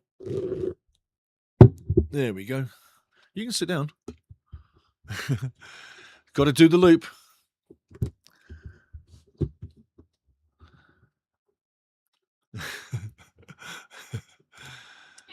Yeah, chill out, buddy. Chill out, relax. You've had enough. I can't feed you all day. That's enough now. That's enough now. I know Canada's going up, but don't beat me up. Minutes to do, getting few. Where did it go wrong? Well, the first one was the defensive frailty of the World Cup for us. Literally into the post-game right now as we're winding down. 8 minutes added time. If there's a dream to be had, 8 minutes is totally enough time to get a goal. If you get one now in the next couple of minutes, the second one could follow. Look at some of those senior fans. Just a minute. Some of them senior fans in the crowd, they've been following this national team for decades. They've never seen this. They're disappointed right now, but they're still happy that they're here. Cheers, Cabs. Cab's gone back to his big leather chair. Yes, he's sitting in his leather chair. It's actually my chair, but he likes it, so he gets it. Morocco, one more time, marauding down the wing, going to the corner flag, killing the time. Tick-tock, tick-tock, tick-tock. Ball goes out of play. That ball's not out of play. That is a terrible foul on Osorio.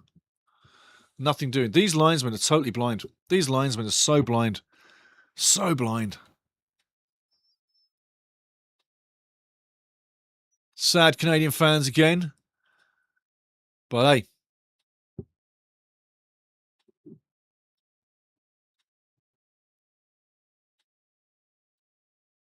The game is so disjointed now. It literally is like a training match or kids' playground. There's no structure to the plays whatsoever. Everybody's centralised in the middle of the field.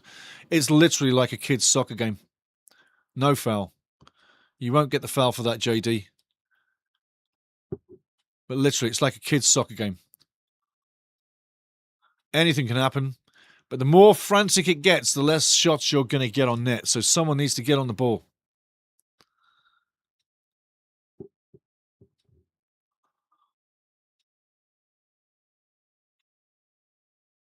There'll be an inquest after this one, I tell you.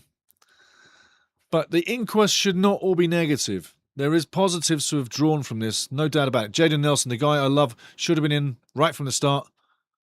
Wins the corner. He's the guy that brings energy and the unpredictable plays. And I said that weeks and weeks and weeks ago coming into the World Cup and during the matches in the World Cup. Jaden Nelson is a guy I totally would have played. Saliba as well. Saliba was missed in this match as well. He's picked the wrong team. Schaffelberg with the ball in the box. Bono's all day long. Punches it out. And over the bar it goes from JD. Croupeau running all the way back to net. Funny to see that yellow flash homing in on Bono in net. Whoosh. The flying, marauding yellow jacket. Guys, don't be down. This is reality. To have beaten Morocco today, we needed to get up there and create something. We haven't created enough. We haven't been close enough. We've been on the periphery. We looked magical in the first half. And had we have brought that second half the same as the first half, we don't go down. But I did say earlier, Jesse Marsch and his tactics and the press, and note this. We did not press like this in other matches. We literally emptied a lot of the tank in the first half. And that, my friends, is what the main problem is with Jesse Marsch's tactics of press. You empty the tank really fast, faster than the other team, who are not running around doing what you're doing. You're in a competition. The way to get a team through competition play is energy conservation. Energy conservation. Don't be running around like lunatics. Keep it channeled. Keep it guarded. Energy usage when needed. Structure is the main thing. Defensive strength is the most important quality in the team. If you're knackered, tired, run down, you haven't got it. You can't keep it. You won't think clearly either. So you've got to conserve energy. We've been literally pressing that first game, which has taken the team out of this game. First 15 minutes in the second half, we weren't in it. The defensive frailty of the first goal, the second goal come, and it is what it is. But it could have been different. Don't empty the tank. Be more pragmatic in your build-up. Yeah, if you want to say it, play some east to west balls. Kill some of the time. I get you. Totally. But the guy on the ball right now, Jaden Nelson, should have been on 20 minutes ago. Saliba should have been on. A few of the other guys. Free kick coming in.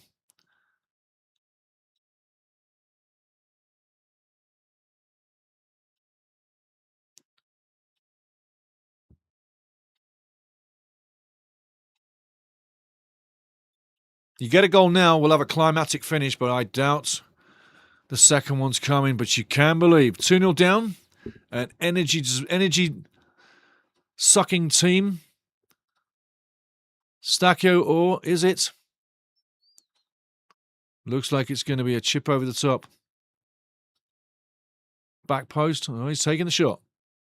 Bounces free. Schaffelberg going in. Takes a shot in the box. Ali Johnson with the ball.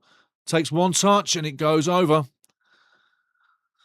Into the chat. Milky, it is a game that should have been in Toronto or Vancouver as well. The advantage of being home in World Cup is that you're home for the last 16 matches like the US and Mexico. 100%. That's going to be big for US, taking on Belgium, and big for Mexico, taking on England. We got both those matches coming. In fact, the England match is coming. Excuse me. Blaze 2020. Wow, it's over. The greatest run in the history of the Canada men's team has been killed just like that. Devastating. It is. And that is the taste of World Cup. Win, move on, fight for another day, lose, get on a plane, and go home. And I say that to every team through the tournament. If you lose, go back to the hotel, pick up that bar of soap and your bag, get to the hotel at the restaurant, get on the plane, go home. And we don't have to go home. We're just taking a short flight to wherever we are in Canada as players or back around the world, wherever they are, and we're out of the competition. But it's the best we've ever done. I'm sure we'll be back at another World Cup because in CONCACAF terms, we are a big number. Ball coming over, very laxy midfield play. This should be another one. And it is. There you go, 3-0. Shouldn't have to happen. Shouldn't have had to happen. Leader on the side of the field. Make sure you don't go 3-0 down. You need a real leader on the side of the field. Jesse Marsch, you're making substitutions, but you have not led this team. When we needed a leader at the side of the field to help these lads on the field, we didn't have one. We need a character-less coach and a more leader-style personality who's calm, cool and collected in battle. We have not been led today. He's set the team up wrong, with the wrong players for this battle, and he hasn't led through the match. And from such a commanding position, with all the momentum, we should have been going on to at least have got one goal in the second half. Now we've conceded 3. That's what I'm saying.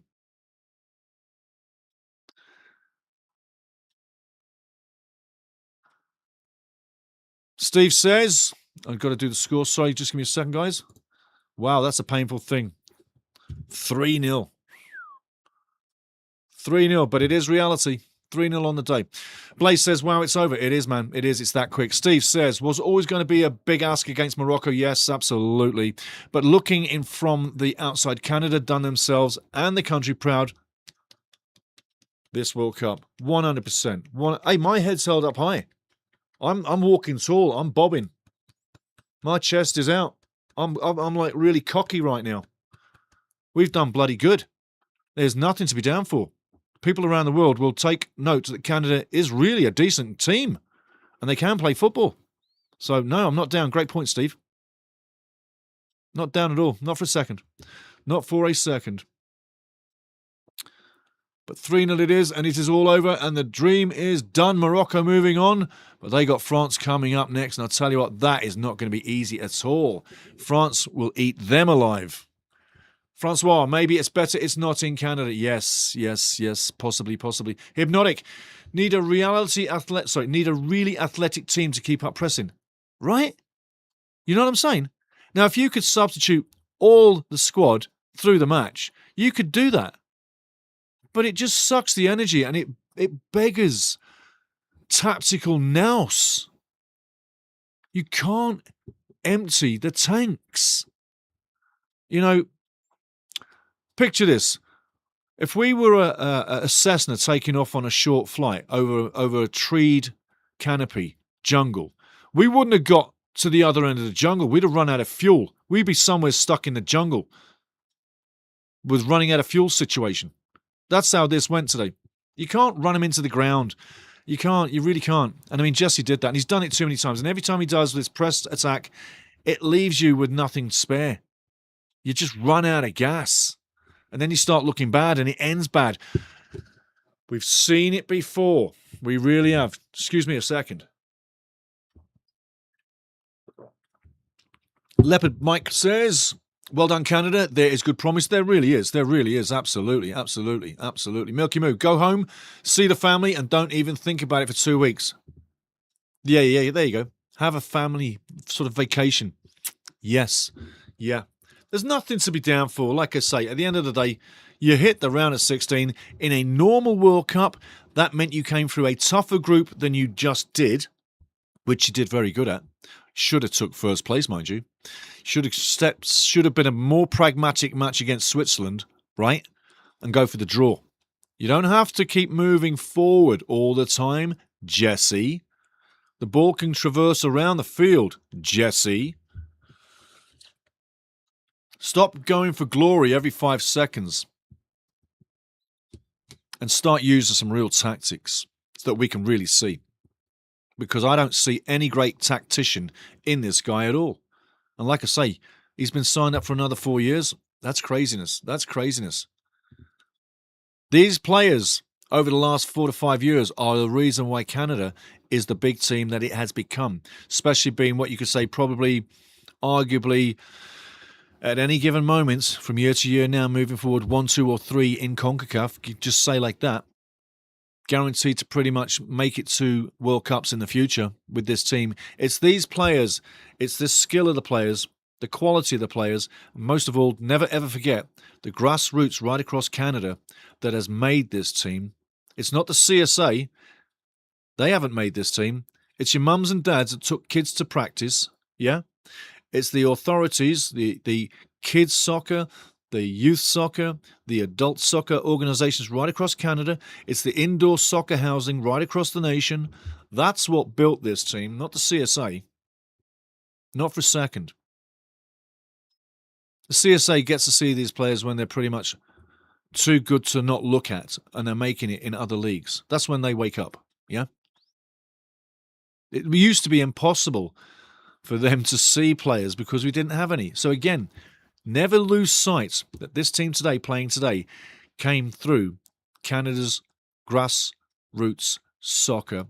And I've seen a lot of things in grassroots soccer. I used to travel to grassroots soccer halls all the time, meet with the organizations, meet with competition organizers, etc., see events, loads of them. Too many that I could mention. I'm telling you, I went to so many, it's a cloud. But that grassroots is why Canada is where it is today. Moving forward, plenty of good things to come. Gold Cups, we'll be fighting for them. World Cup qualifying, we'll be going back into that. But before we get there, long before we get there, we're going to watch these top-flight Canadian players in their clubs, playing for their clubs over there, wherever they are on this red planet. And it's a red planet because Wrexham is what we talk about most of all. Just to drop that in there. I always say on the red planet when we're talking about Wrexham. When we get back into the Major League season, we'll be going through all that as well. Watch for more World Cup shows coming as well. I'm going to put more listings up for the round of 16. No big rush. But listen, do not be down. Do not be down. There is no reason to be down. I got a smile on my face in defeat. I'm disappointed about the match for sure. Who wouldn't have wanted to see a miraculous win? Even if it went to penalties and a penalty shootout, we would have all loved to seen that. Unfortunately, Morocco said, the computer says no. Boom, done. And they're a great team. They're a great team. Into the chat as we're closing down. Going out of the World Cup, but smiling, happy, not sad, proud, glad, chest pushed out, pushing the badge. Not a red shirt, by the way. It has to be a black shirt because he didn't wear red all World Cup. So sad.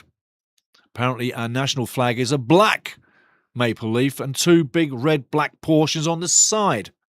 Well, it's not. It's red. Milky Moo, thanks, Lynn. I'm sure we'll get a look soon. Absolutely. Francois, well, France is going to steamroll them. I say they will. I say they will. I say they will. France looks really impressive. Really impressive. Just 1 second. Moving the chat up and down.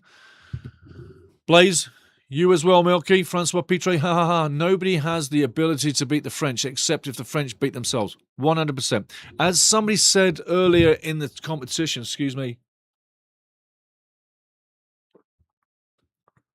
I love a cup of tea. I do love a cup of tea. Somebody said earlier in the competition, I don't know if it was me or somebody, but somebody said it on this channel, it's France's to lose.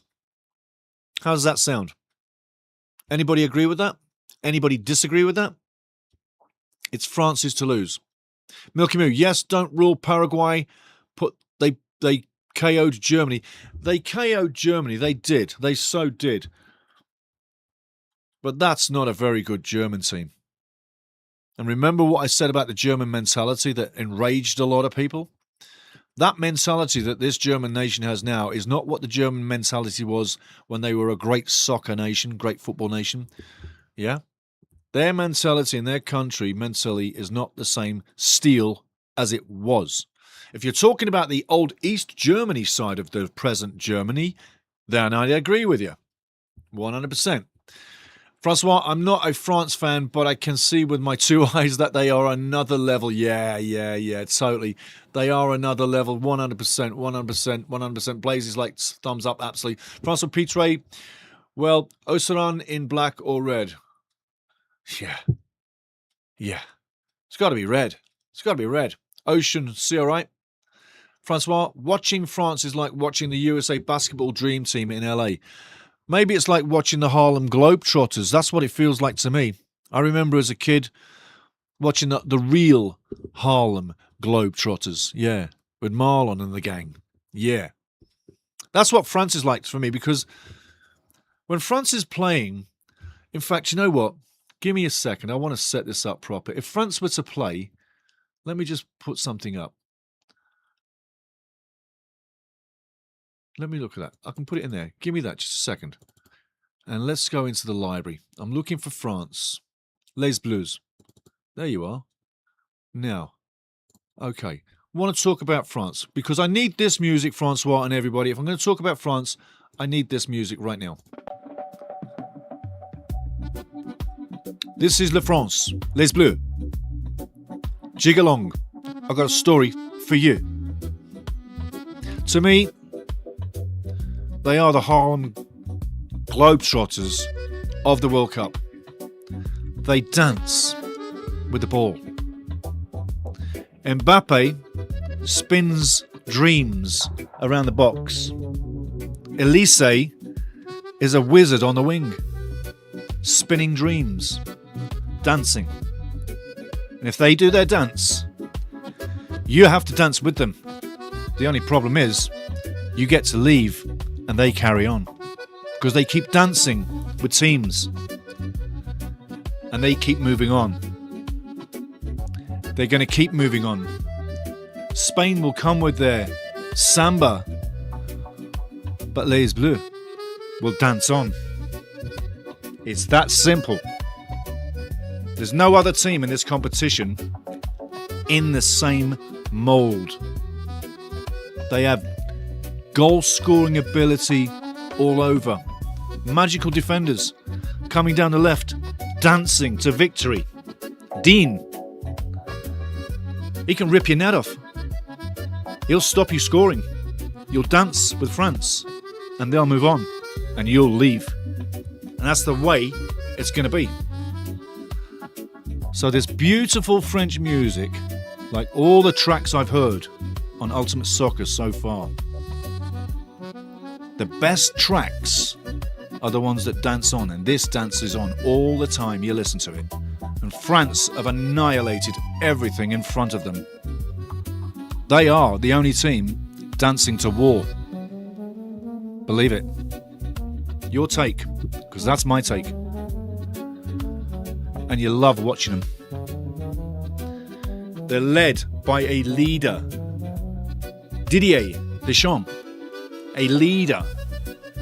He'll sit and watch everybody dance to victory, doing the right things at the right time, turning at the right time, tackling, stopping, creating at the right time.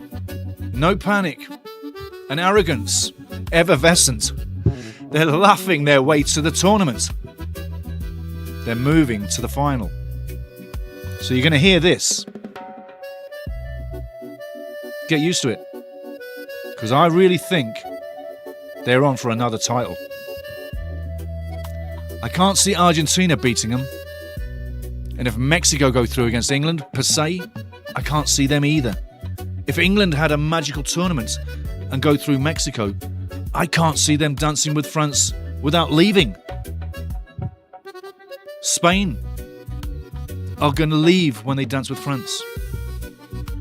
England, Argentina, Mexico will all leave, and Spain will look back, as the rest of them will, and France will move on. Is my pick. Your takes. I do disagree. I don't think France will make the final versus Spain. Mexico, in my opinion. Love it. Blaze 220. Stevie, you will be streaming the France game later today. Unfortunately, I can't. I have to go to town. I do. Unfortunately, I can't. But I'm going to be watching it. That's the only thing. That's why this wasn't a double header. So I'm sorry, Blaze, I can't do that one. I have to go to town. I've got an engagement to meet up. So I've got to go. Not a bad thing. It's a good thing. And you'll see why. In essence, I've got to go pick something up. And you're probably going to see it for the Mexico and England match. So that's why. Only reason. Otherwise, I probably would, because you know I'm a glutton for the game. But no, I can't, mate. Sorry. Francois, if you play first half like you did today versus France...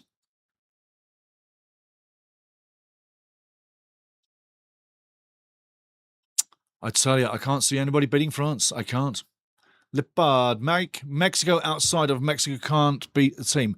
And that's what I was thinking as well. As soon as the home advantage is done for Mexico, I think their dream comes to an end. So, prediction, telling you probably disagree, you probably agree, everybody. Tell me what you think. Prediction, I really do feel Mexico's going to beat England. I really do. I think there's something just on this for Mexico. But that's their end station. That's where it stops. Just like for us today, this was end station. The end of the line. And we're happy. But I really feel, great point, that when Mexico leaves Mexico, goes into the US to play a game, they're not the same team. One thing I will say, though, is when they go to Estados Unidos, or the United States, Estados Unidos, United States, when they go there, America, there's a massive Mexican family waiting to support them. So it will feel like a home match. But you're very right. When they play in America, they don't always get the big results they look for. So it could be en station, end of the line from Mexico too. Just keep that in your minds. Really could be. Really could be. Good point though, Dave. This chat is jumping up. That's Dave Magotti. Brilliant point, Dave. Francois Pitre. For me, the final will be France versus either Colombia or Norway. Interesting. I'm not saying Norway's nothing, and I'm also saying Switzerland, keep an eye on them as a dark horse, yeah?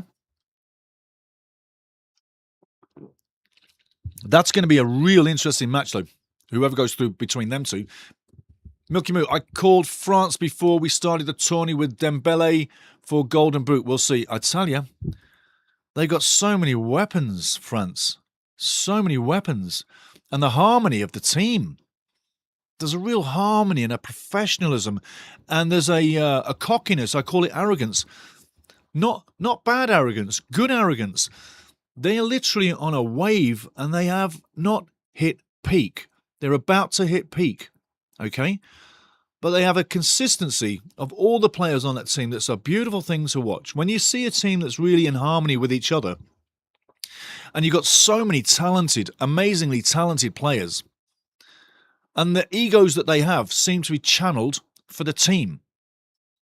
You look at Mbappe, such a wonderful player of the ball, so much skill. He has a bad attitude when he wants, but he's very disciplined when he plays for Les Bleus. He really does channel it in for the team. And all these egos on the French team do the same thing. So this arrogance that they have that you can see is personified in the way they play. I say dance. But the way they play, they're dancing around. And they dance with you all match long, and then you get to leave. So they have a new dancing partner every match, and they continue to get a new dancing partner. And they all get to leave. But it's the harmony within that team that is so stand out. Another team that has something like that is Argentina, but not like France. And this physical strength and youthfulness within the play and the experience of young men on that French team is something phenomenal. I'm just saying. There are weaknesses to the French team. It's on the back end. But you don't really get much time to pressurise them because they normally get all the possession and it's normally all around your penalty box.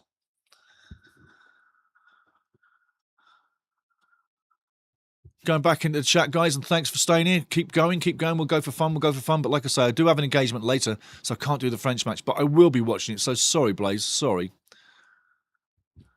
Milky Moo is calling Francois, Colombia are legit gangsters. Wearing double-breasted suits, right? Tell me, because I don't wear these new age suits. I only wear double-breasted suits. Dressed like a gangster. Francois, Pitre, but Blaze, we'll get another one in there, mate, don't we? Exactly. Colombia are legit gangsters. They are delivering top-notch football, says Francois Pitre. They are. Got to say, the last match, they had full control of it. But you're going to expect higher levels moving through to test them, see where they're really at. Francois Pitre says, exactly after England, it will be the end of the line. I can see that, really. I can see that. And you know what? Nobody in the England team is really standing out like they are with other big teams. So England's not looking like a big team. They're looking like a sleeping giant is the best phrase. There is talent there. And if they could wake up and turn it on and work for each other properly without just dipping in and out, losing focus, losing concentration, not having any harmony, and making it all look so much like hard work, and it's very generic and it's slow and it's build up. Too lethargic is the word. If they had some energy about them, they could go far. But I think they're not going to. I'd love to be wrong. But Mexico, hey, Ciudad de Mexico, El Mexico. When you go to Mexico, Ciudad de Mexico, Mexico City, you're going to go into altitude and different stuff, and you're really going to feel it. And the last 30 minutes is going to be pain. All teams feel the last 30 minutes in that building, Azteca. Just saying. But it's going to be tough. Francois says, Dave Magotti, England is very beatable if they go down early. It's only Harry Kane's individual brilliance that saved them versus the Republic of Congo. 100%, Dave, 100%. I said exactly the same thing in the post-match, that if it were not for Harry Kane's absolute urgency, like I've never seen before, he's put some good performances in and scored goals, but the urgency where he was assisting on the 18-yard box, not as a forward, as a defender. He was helping out on corners and free kicks as a defender. He was running through the midfield. That's not hold-up play. That's joining in the midfield cluggage, defending at times. He wasn't going on the offense from midfield. He was coming back into plug holes and win balls, and he did. He was doing far too much. But also, late in the game, when he realised, I'm going at the World Cup, I need to start scoring a goal, he started to get really urgent. And he literally did two men's jobs up front as well. And if it wasn't for him taking it on his own, the second goal I'm talking about, moving wide of the defender and roofing that shot, it goes to penalties. And who knows what happens then. So many memories of England, fond memories of England, as they've really had death-defying comebacks. Well, the 3-2 of Cameroon back in 1990, I think Ghana 2026 pretty much equals that. But Harry does one better. He doesn't need two penalties like Lineker did. He scores two rocking goals. So, amazing memory. But England just doesn't seem ready. And the chemistry, the body language is not togetherness. There's a lot of people that are not jiving with each other. And I don't think Thomas Tuchel's got any chance of being in control of that locker room. You've seen it with other teams where things go wrong. He might be a tactician and a coach yada yada and set things up, but I think man management might not be his strength, or the awareness how to balance the squad and keep it happy. With all those egos, he's having a lot of problems with those egos. England is not a balanced or a happy squad. I'm saying that. It's just not. You look at other clubs, they're much, much happier. But England is very beatable. If they go down early, Dave, you're 100%. 100%. It'll be a long night. Mexico moves through. But then again, like Francois says, after England, Mexico's line is done too, like I say.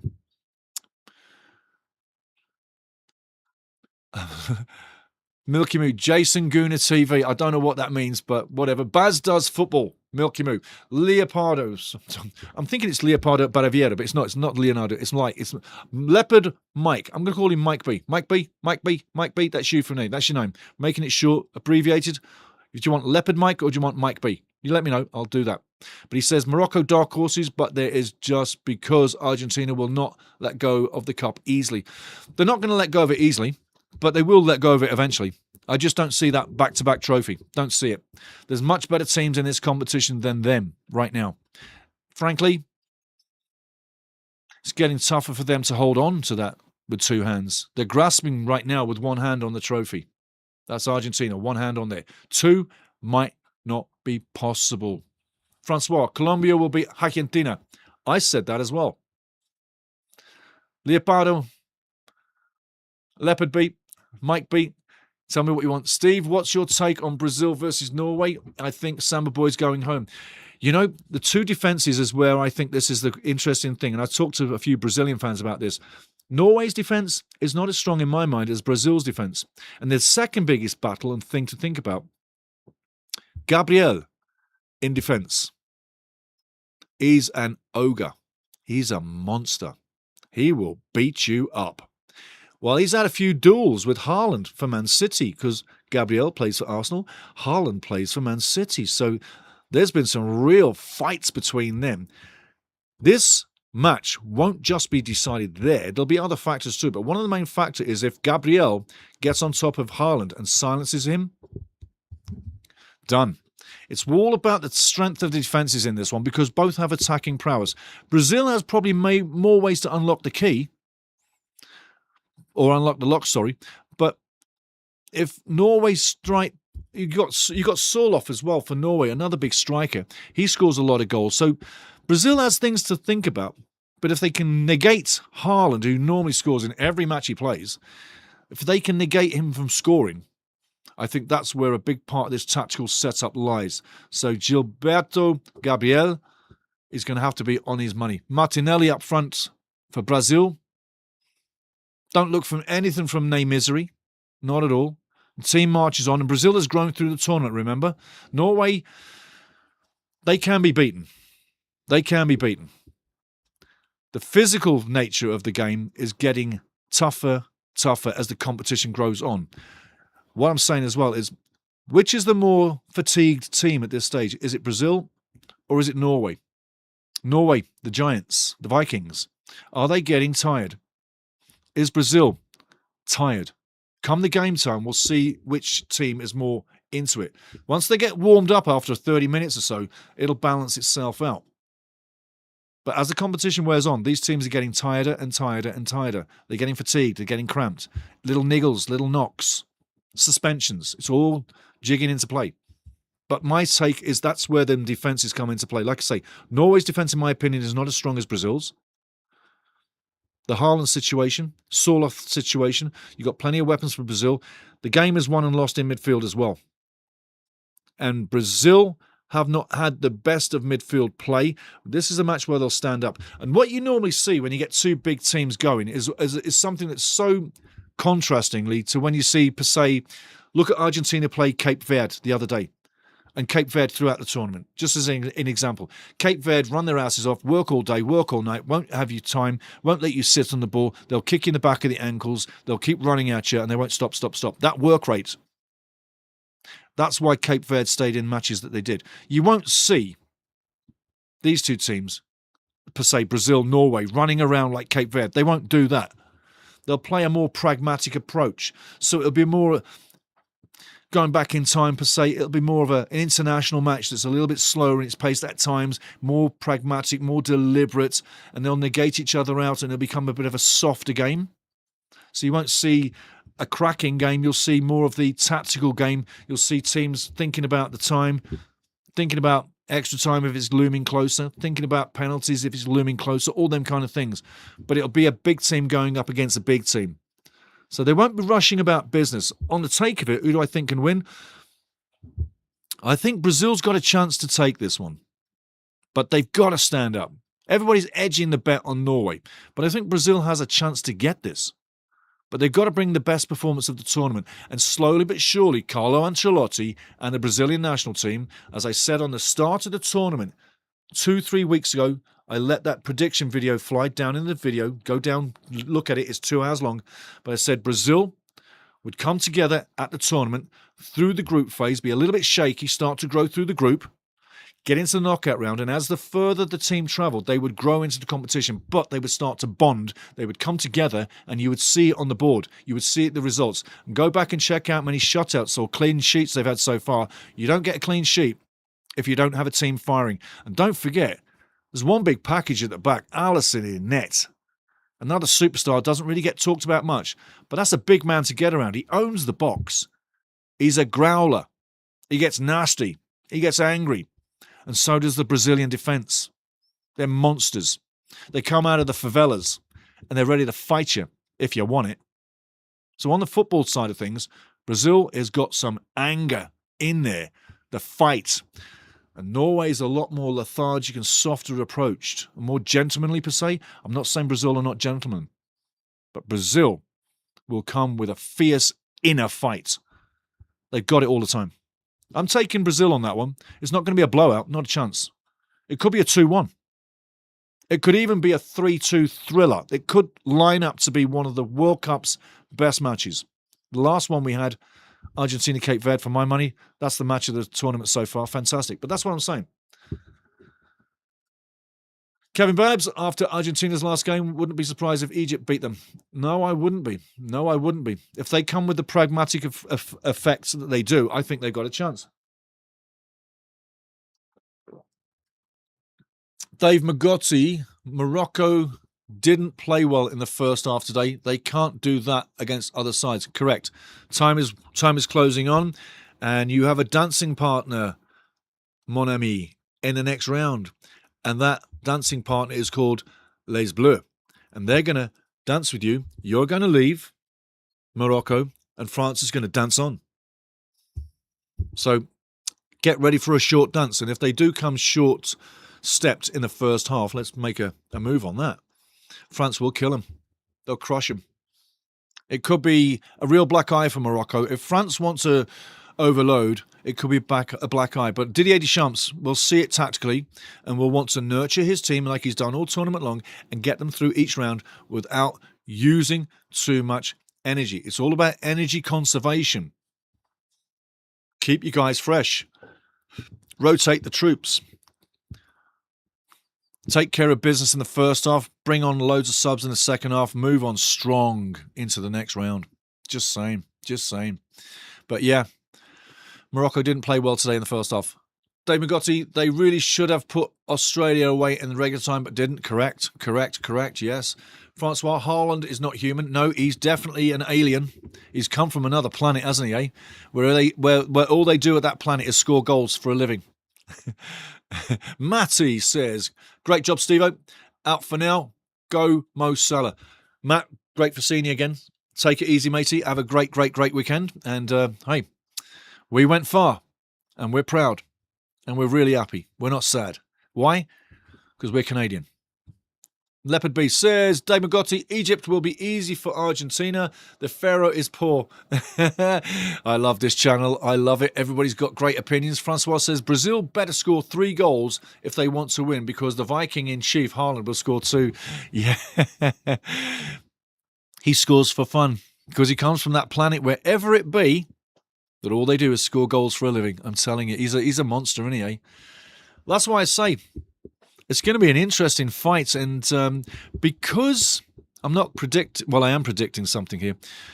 Because the referees have been so slack or easygoing on some of the tackling from behind and some of the physical nastiness at times without carding players, I think what they're doing here, and if they don't know this, they must have no brains at all. But predicting what I'm seeing is what they're doing here is they're lining up a proper punch-up, a real proper punch-up between Gabriel and Haaland. And like I said earlier, they both played each other in the EPL, the Premier League. Arsenal for Gabriel and Man City for Haaland. And to be honest with you, I think we're in to see some really nasty challenging off Gabriel. I think Gabriel's going to be right in Haaland's face. And the look on Gabriel's face, no doubt about it, it will be a look of he wants to do him some physical, serious damage. And there's some physical, serious hate in them eyes of Gabriel's when he's looking to Haaland. Haaland won't back away. They've had some great battles in the Premier League. But that's going to be one of the main factors that I think can decide up front. Yes, you can tell me Sorloth is another big giant for the Vikings that scores lots of goals, and I totally know that and agree with you. But that battle with Gabriel and Sorloth, I am telling you, that's going to be mouth-watering. I'm looking forward to that. Oh, I am. Oh, I so am. I think that's going to be striking. You won't be able to avoid it, and you'll want to see more of it, because once Gabriel goes for it, he's a brutal, nasty bastard. He really is. Francois, Morocco, next contendant on Dancing with the Stars. There you go. Morocco, next contendant on Dancing with the Stars, French edition. There we go. There we go. What do you think of Norway not playing Haaland versus France in group qualifier? Feel they really think they have a shot and wanted to avoid the French seeking Haaland in action? 100%. That was 100% a tactical, not injury, not a little slight pull, 100%. Listen, when you play cards, when you play poker, you don't keep them out here. You cup them. And you keep your cards right there. You're keeping your cards close to your chest. Oh, yeah. Oh, yeah. Norway not playing Haaland was absolutely tactical, and I'll explain why if someone thinks they don't know why or they want to know why what I'm saying. What I'm saying, that was totally tactical by Norway not to play him. Simply that if you played him on that day, it would give Didier Deschamps and his testing crew, the staff, time to videotape Haaland in motion against your own team, so you could then fine-tune and tweak forever more moving forward to the tournament, because it was quite likely these two teams would meet up again. So, like I say, playing poker, you keep your cards to your chest. Norway were keeping their cards close to their chest, not allowing any intel to get out on Haaland, how he would then play against France. Simple that. Simple that. I think it was a smart thing to do. I agreed with it. The fans didn't like it because they come to see the big Viking.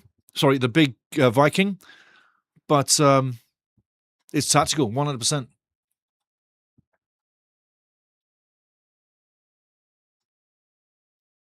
Blaze says Haaland's name wasn't heard much this Premier season. He didn't score much by his standards.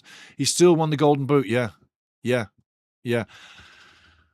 I think Man City was a machine in turmoil mid-season. You see Guardiola leave. I think there was problems in camp before that. And an unsettled camp will unsettle players.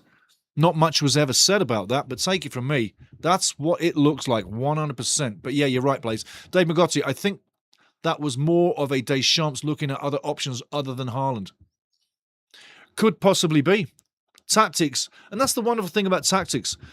Any tactic works, and the world is full of coaches with different tactics. So your tactics in your mind work for you. My tactics in my mind work for you. When you put two coaches on the sideline, they've got different philosophies. Both their teams play in their shadow or the vision of their coach with their philosophies. Physical, nasty, relaxed, happy. No possession, launch it. Possessional team.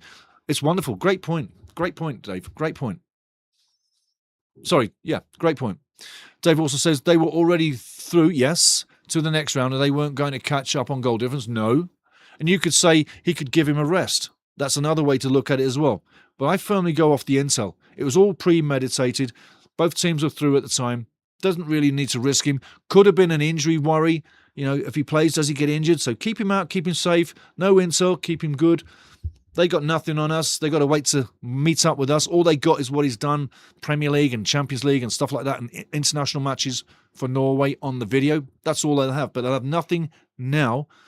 Plus, Haaland gets a rest. He probably wanted to play because he can see himself scoring. Francois says, Norway alien disclosure versus the French in final. He's laughing.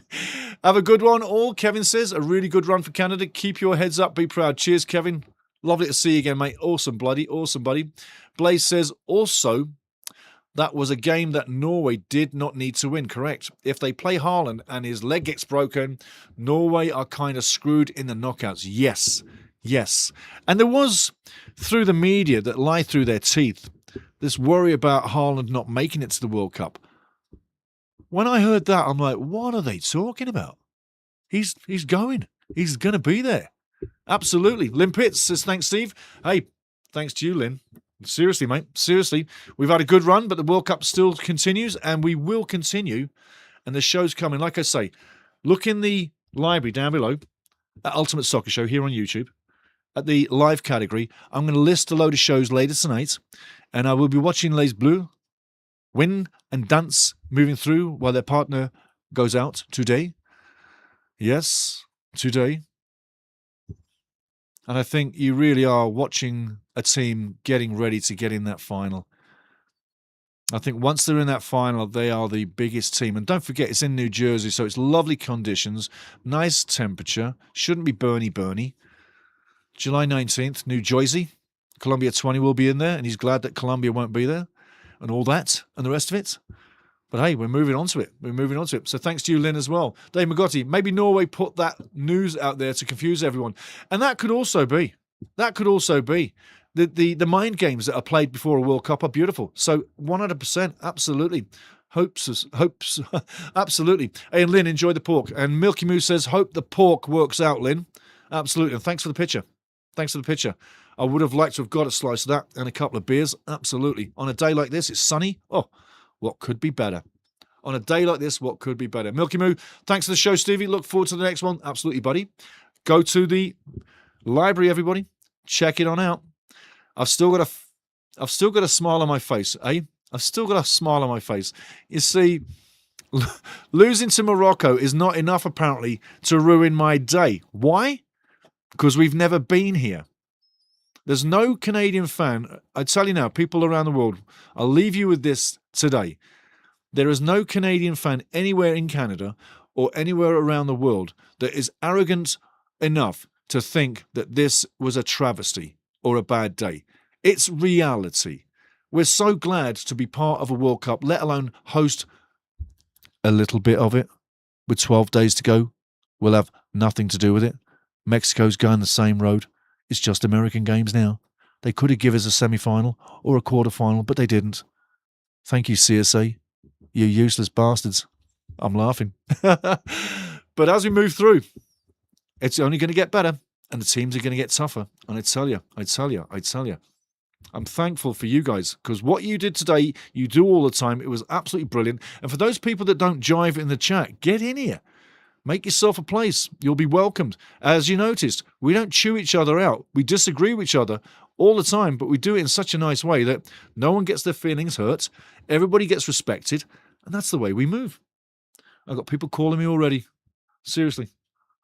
Calling me already. Where are you? No, they can wait. And that's nothing I know of. That's something trying to get hold of me who I don't know. But anyway, sales. But anyway, I'm a happy guy. Milky Moo, thanks for the show, Stevie. Look forward to the next one. Absolute Dave Magotti. Great coverage again, as always. Thank you, my friend. We'll join the next one. Hope you do, bruv. Hope you do. Francois Pitre says, it's okay. It's okay. The score does not reflect the game. It doesn't. We will learn from this. We so will. And it doesn't reflect the match at all. We had such a brilliant first half. We had such a wonderful World Cup. Everything's gone so nicely for us. But eventually, the dream has to go. I was very emotional coming into this one. Tearing up. Literally, tears rolling down my face. So proud that we'd got to somewhere. And that is the epitome of Canadian fans across this country. They probably have, many people across the country were probably in the same way as me. Really emotional as the game was starting up, because we've never been here before. And to never be here before and to get here and then to live it, that's pure emotion. And when you love your team and you love your country, I don't think I need to say anything else. I am an absolute Canadian soccer fan. Media, fan, soccer, nut. It's my passion. Always has been. And I'm a very proud man for what these guys have done. I may criticise the coach. I may criticise the plays. But the end package, what we've created and what we've achieved at this World Cup, that needs to be done over. And that won't be easy. I'll leave you with that. It's a fantastic, fantastic, fantastic thing we've got. Yes, Francois, we will learn from this. We will. And we have years to find or produce a decent striker. Absolutely. We need a striker at the World Cup to show up. JD, this was not Qatar with 2 red cards for a hat-trick. Where were you? Where were you? JD hides at the big games. Leave you with that. Anyway, get on your day. Have a wonderful weekend. Keep kicking it at the World Cup. I am not down. You can't knock this down. I'm still wearing a smile, and I hope you are too. And that's the epitome of Canadians. They will be so proud of what this team has done. They will not be down. They will eventually start wearing that smile, because they'll come out of a shock and realize what this nation just achieved in a humble fashion. Totally humble fashion. Totally humble fashion. Guys, thank you so much. I'm happy. I'm very happy. This win gives me more thrill and power to move on and get more matches through Ultimate Soccer Show and have more fun with you. You were rocking it in the chat, all of you. You really were. And I'm going to close down right now with whoever is in the chat. You get the final words. Let's go with that. Blaze says, have a good one, Stevie. Blaze, brilliant to you, son. Brilliant to you. You too. Have a super, super weekend. Really. Francois, coming back at you. The only thing I hate is that we already prolonged Jesse's contract. I want a French coach, a real technician who could bring our striker to World Cup level. Bonjour, monsieur. That was brilliant. Très bien.